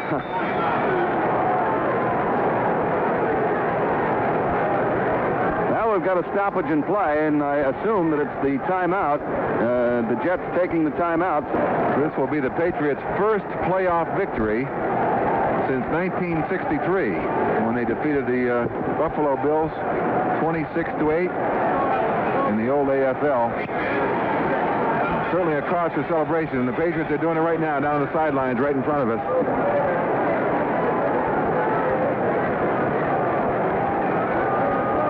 The 25-yard line of the Jets.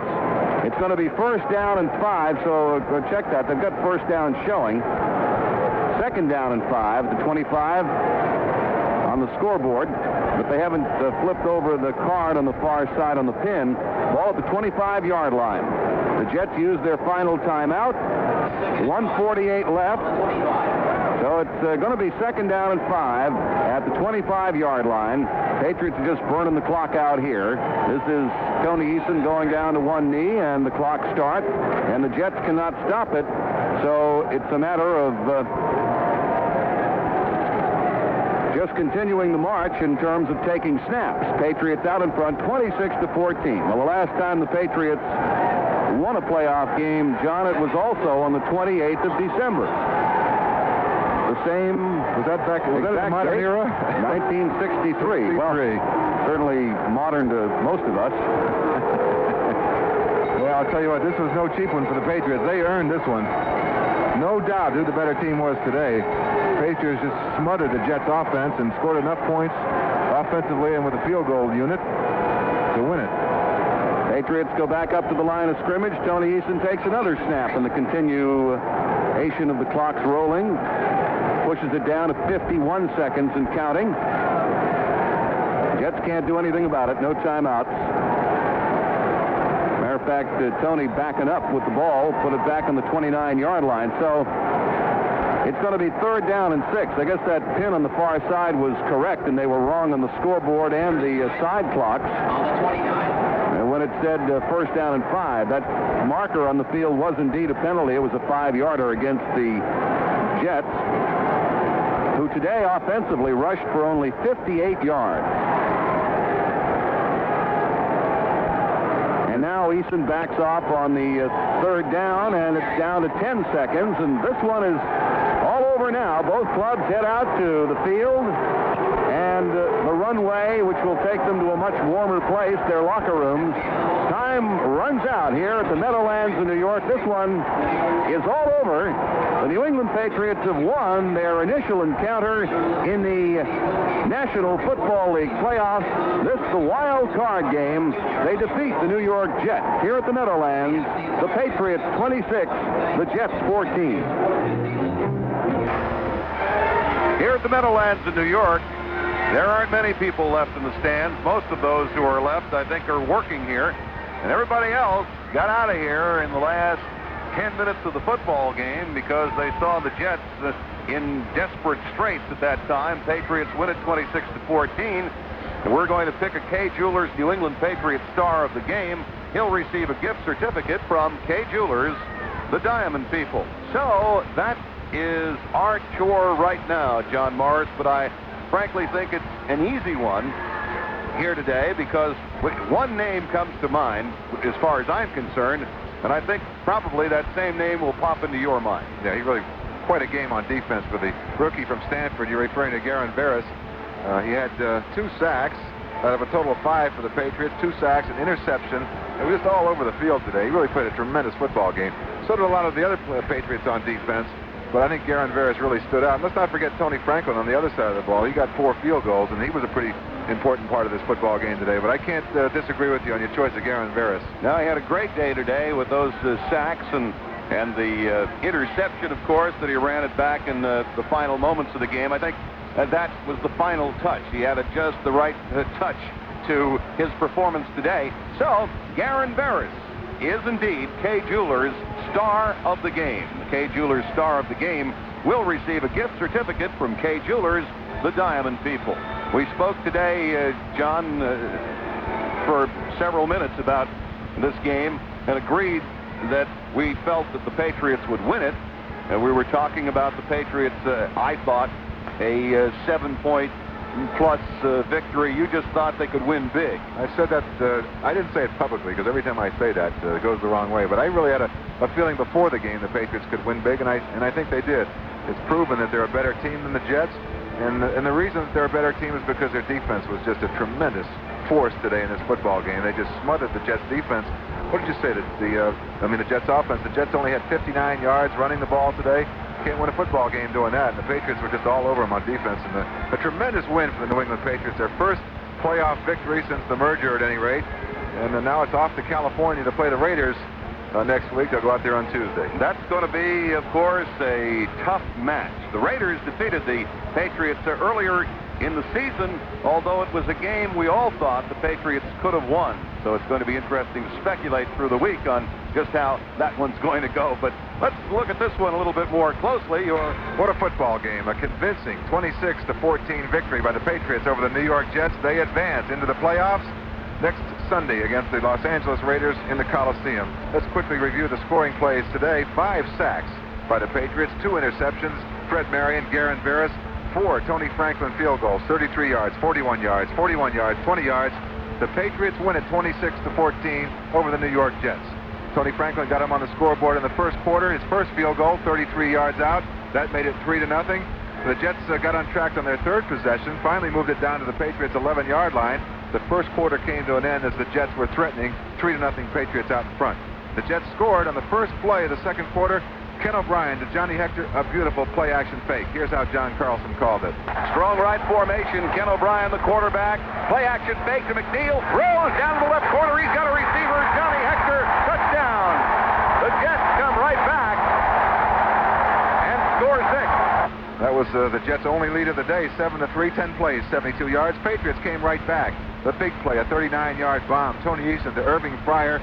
That moved it down to the Jets' 22-yard line. The Patriots stalled right there, but Tony Franklin hit it from 41 yards out, his second field goal of the day.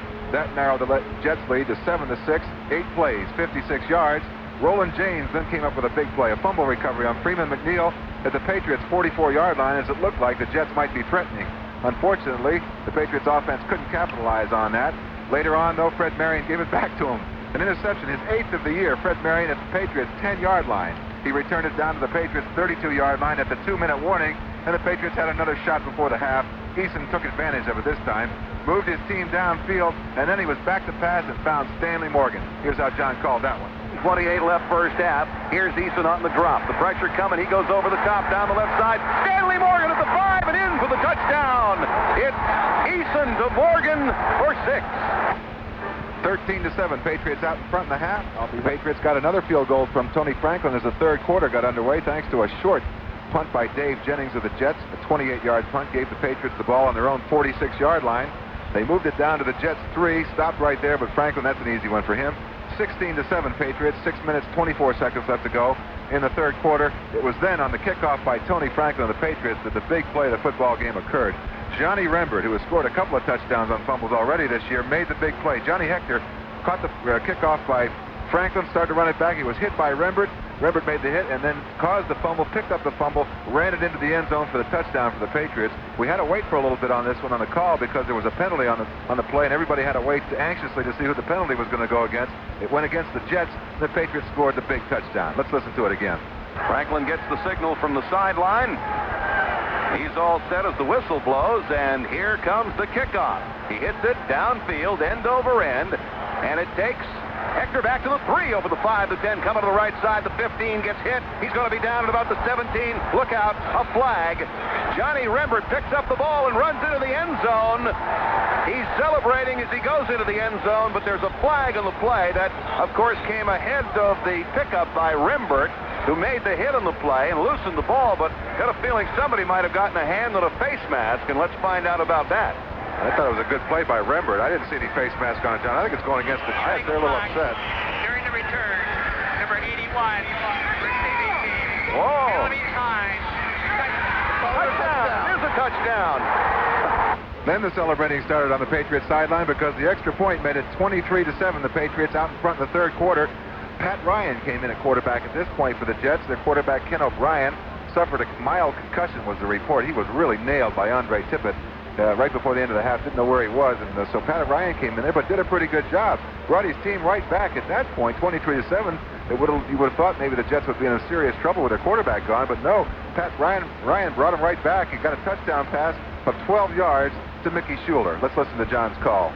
Third down and 6. Jets at the 12-yard line of the Patriots. Slot left for the Jets. Strong right single. Setback is McNeil. Ryan on the count. Comes back, leaning out toward the right. Throws one high for Schuler. Touchdown, Jets!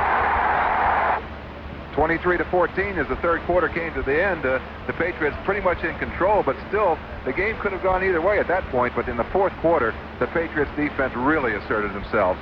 All over the Jets quarterback. The Jets at 7 minutes and 37 seconds in the fourth quarter and left to go in the game were forced to go for it on 4th down and 2 from their own 37-yard line.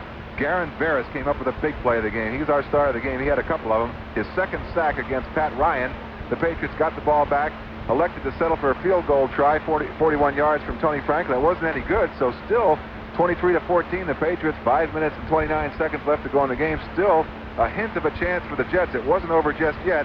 On the next series, though, the Jets back to pass. Garen Veras again. That rookie from Stanford, a big play. Intercepted a pass intended for Freeman McNeil. Actually, it was Andre Tippett that made the big play. He hit McNeil, caused the ball to fly up in the air. Veras hustling back, intercepted the ball, returned it down to the Jets' 11-yard line. He fumbled it at that point, but Steve Nelson alertly fell on it. Everything was going right for the Patriots at this point.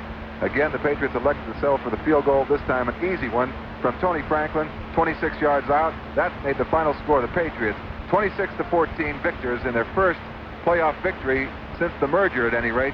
A big convincing win over the New York Jets. Congratulations to all the New England Patriots. Once again, they'll be playing the Raiders next Sunday in the Coliseum. The Patriots will be arriving in Providence tonight at 10 o'clock on their charter. Will be leaving to go out to California on Tuesday. Final score, 26-14, Patriots over the New York Jets. We're back. This is John Morris along with John Carlson. We're in the Patriots locker room show now. We're going to try and find young Garen Veras, if we can, to get him to come to the microphone. And once again, quite a football game by the young man. 2 sacks and a total of 5 for the Patriots. Veras had 2 of them. He also had an interception that really sealed the game for the Patriots, and really a convincing win by the Patriots over the Jets, 26-14. The defense was the story of this game, and when you look at the stats, you can see why. They held the Jets rushing. Freeman McNeil played the entire game. They held the Jets to 58 yards in total yardage on the ground, 42 of those by Freeman McNeil, but really never a factor. And they got the Patriots held the Jets to 231 yards. Total offense, just a convincing win. Pat Sullivan is our guest in the Patriots locker room show, and Pat's going to fill in for Garen Veras because everybody's celebrating down there. And Pat, we're kind of running out of time, but I do want to get a feel for what it's like down there in that locker room. Got to be a lot of happy folks down there. A lot of very happy people, John, but you know, it's still a pretty business-like approach because we got to go out to the coast, and we've got important business to take care of out there. Well, I tell you what, if the defense can do the job out there that they did today, they won't have too much trouble. You got to be impressed with the job that defense did today. Well, you know, the defense has done a great job for us all year, so it's not very surprising. But you know, to have a guy like Garen Veras come through with such a great game in such an important situation is really, I think, justifies the type of personnel department that we have, and really establishes it as the best in the league. Well, not only Garen Veras, but Andre Tippett and all the Patriots on defense. Pat, did you get a chance to see exactly what happened on Garen Veras' interception? I don't know if you were in a position to see it, but he hustled back. Actually, it was Tippett that caused the ball to fly up in the air, but Veras must have just reacted to it and hustled back. And with that speed that everybody says he has, happened to be in the right place at the right time. So it's a combination of speed and great hustle, too. Well, that's exactly what happened, because you know, the ball was probably thrown 5-6 yards deep. And by most people's standards, that's not a responsibility of a defensive end. But as you say, his quickness and athletic ability enabled him to get back and make the play. And really, that turned out to be the clincher for us, I think. Okay, Pat, what happens now? The team is going out to California to practice this week. Yeah, they're going out early? We're going to go out on Tuesday so we can get a good work of I don't blame you for being That's excited. easy for me to say, right? That's right. Well, I know it's the first playoff win, Pat. You're excited. What's that, John? I don't blame you. So at any rate, they're going to work out at Golden West Junior College. Is that right? I'm sorry, John. I can't hear you. There's too much noise down here. A lot of celebrating going on. The team is going to work out at Golden West Junior College, I understand, for the week in California. Actually, we're going to go to Orange Coast College, which is a little closer to our hotel. So we're definitely going to be geared up. And, you know, it's a great opportunity for us. It's much like this game because we wanted another crack at the Jets when we lost here in November, and we definitely want another crack at the Raiders because of that loss that we had in early October and disappointed a lot of fans in New England. We're not going to disappoint them this time. I'd like to hear that. Congratulations, Pat, and congratulations to all the players in the locker room. Thanks for joining us. Thanks, John. Pat Sullivan in the Patriots Locker Room Show. We'll take a break and be right back after this. Pretty effective football game today for Tony Eason. 12 of 16 for 177 yards. Not spectacular, but very much in control of the game. I thought the young quarterback showed a lot of confidence today. Total yardage for the Patriots, 288 yards, 111 of those on the ground. Craig James carried 22 times for 51 yards. That was the only part of the football game that I thought might have been a negative for the Patriots. They just had a little trouble running the ball, but the defense covered up for him there. Tony Collins caught 2 passes. Stanley Morgan, 4 catches, the big one for a touchdown.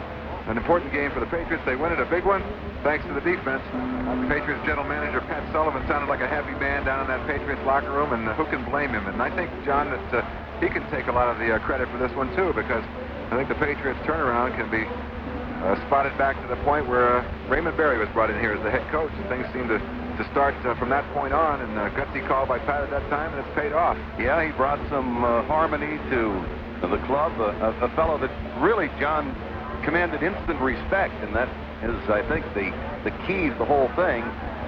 He downplays most things. He tries to keep everything level and tries to prevent discombobulation, agita, if you will. He doesn't want any upset stomachs around, and he kind of handles it that way, and he keeps everything on that even plane, so he doesn't have the high peaks, the low valleys, those things that have gotten the team into trouble in the past.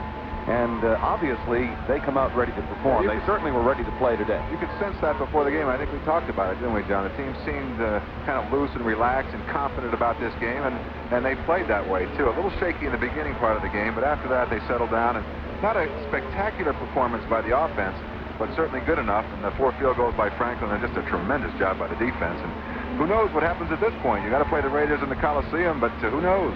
That's right. You never know. Once you get into the tournament, everybody's got a chance. Well, the Patriots were winners today. They won the wild card game against the Jets, and it means they move on now to meet the Raiders in Los Angeles in the Coliseum next Sunday. Tony Eason turned in a 12 for 16 performance for 177 yards, but our star of the game today was Garen Barris, a couple of sacks. He also had an interception. He turned in a top-flight performance. The rookie from Stanford wins Star of the Game award, and I think certainly does, in fact, deserve it. And the Patriots take away the victory and move on in the playoffs. Our thanks today to Joe Pagella and Steve Walker, to Rick Simonson, to our statistician Joel Perlmutter, to our spotter Waller Finnegan. We really thank them for coming down from the Boston area to make sure that we were adequately covered in terms of stats and spotting, and Jim Oliver, our engineer and producer, and to Pam Morris, our executive producer. I'm John Carlson, along with John Morris, reminding you that the final score today is New England 26, the New York Jets 14. Hello, everybody. I'm Dave Shea, and this is the NFL Playoff Update. And, of course, we've got 1 down and 1 to go in regards to the wild card games of the National Football League. Of the game you just heard on the New England Patriots Football Network, the Pats win their first playoff game since 1963, beating the Jets 26-14. That was in Giant Stadium. Tomorrow in Giant Stadium, the club the stadium is named after takes the field in the NFC wildcard game. The New York Giants against the defending world champion San Francisco 49ers. Like the Jets, the Niners are 3-point favorites going into the ball game, but Bill Walsh, the head coach at San Francisco, mighty impressed with his opponent, in this wild card game. I think they're a better team this year than they've been. They've been a good team, no question about that, but they're better this year. And we may not be at our best because of the injury factor that hit us, but I think we'll be there to play and feel privileged to play to be in the playoffs. That's Bill Walsh, head coach of the 49ers, who are a little bit leery about what is obviously a hungry Giant football team. This will mark the third time in the last 5 years that the Giants and 49ers have met in the playoffs. On the previous two occasions, San Francisco not only won that game, but went on to win the Super Bowl that year. For the Giants, well, they feel that defense is the key. Just as the Patriots and Jets felt that today's game would hinge on defense, the Giants feel that if they're going to win it, it is going to have to be on defense. And that means you have to stop Joe Montana. Now, Montana has come under a lot of criticism this year, but Henry Carson said, forget about what Joe Montana did during the regular season. This is the playoffs. He can move. He can run the ball. Excellent play-action passer.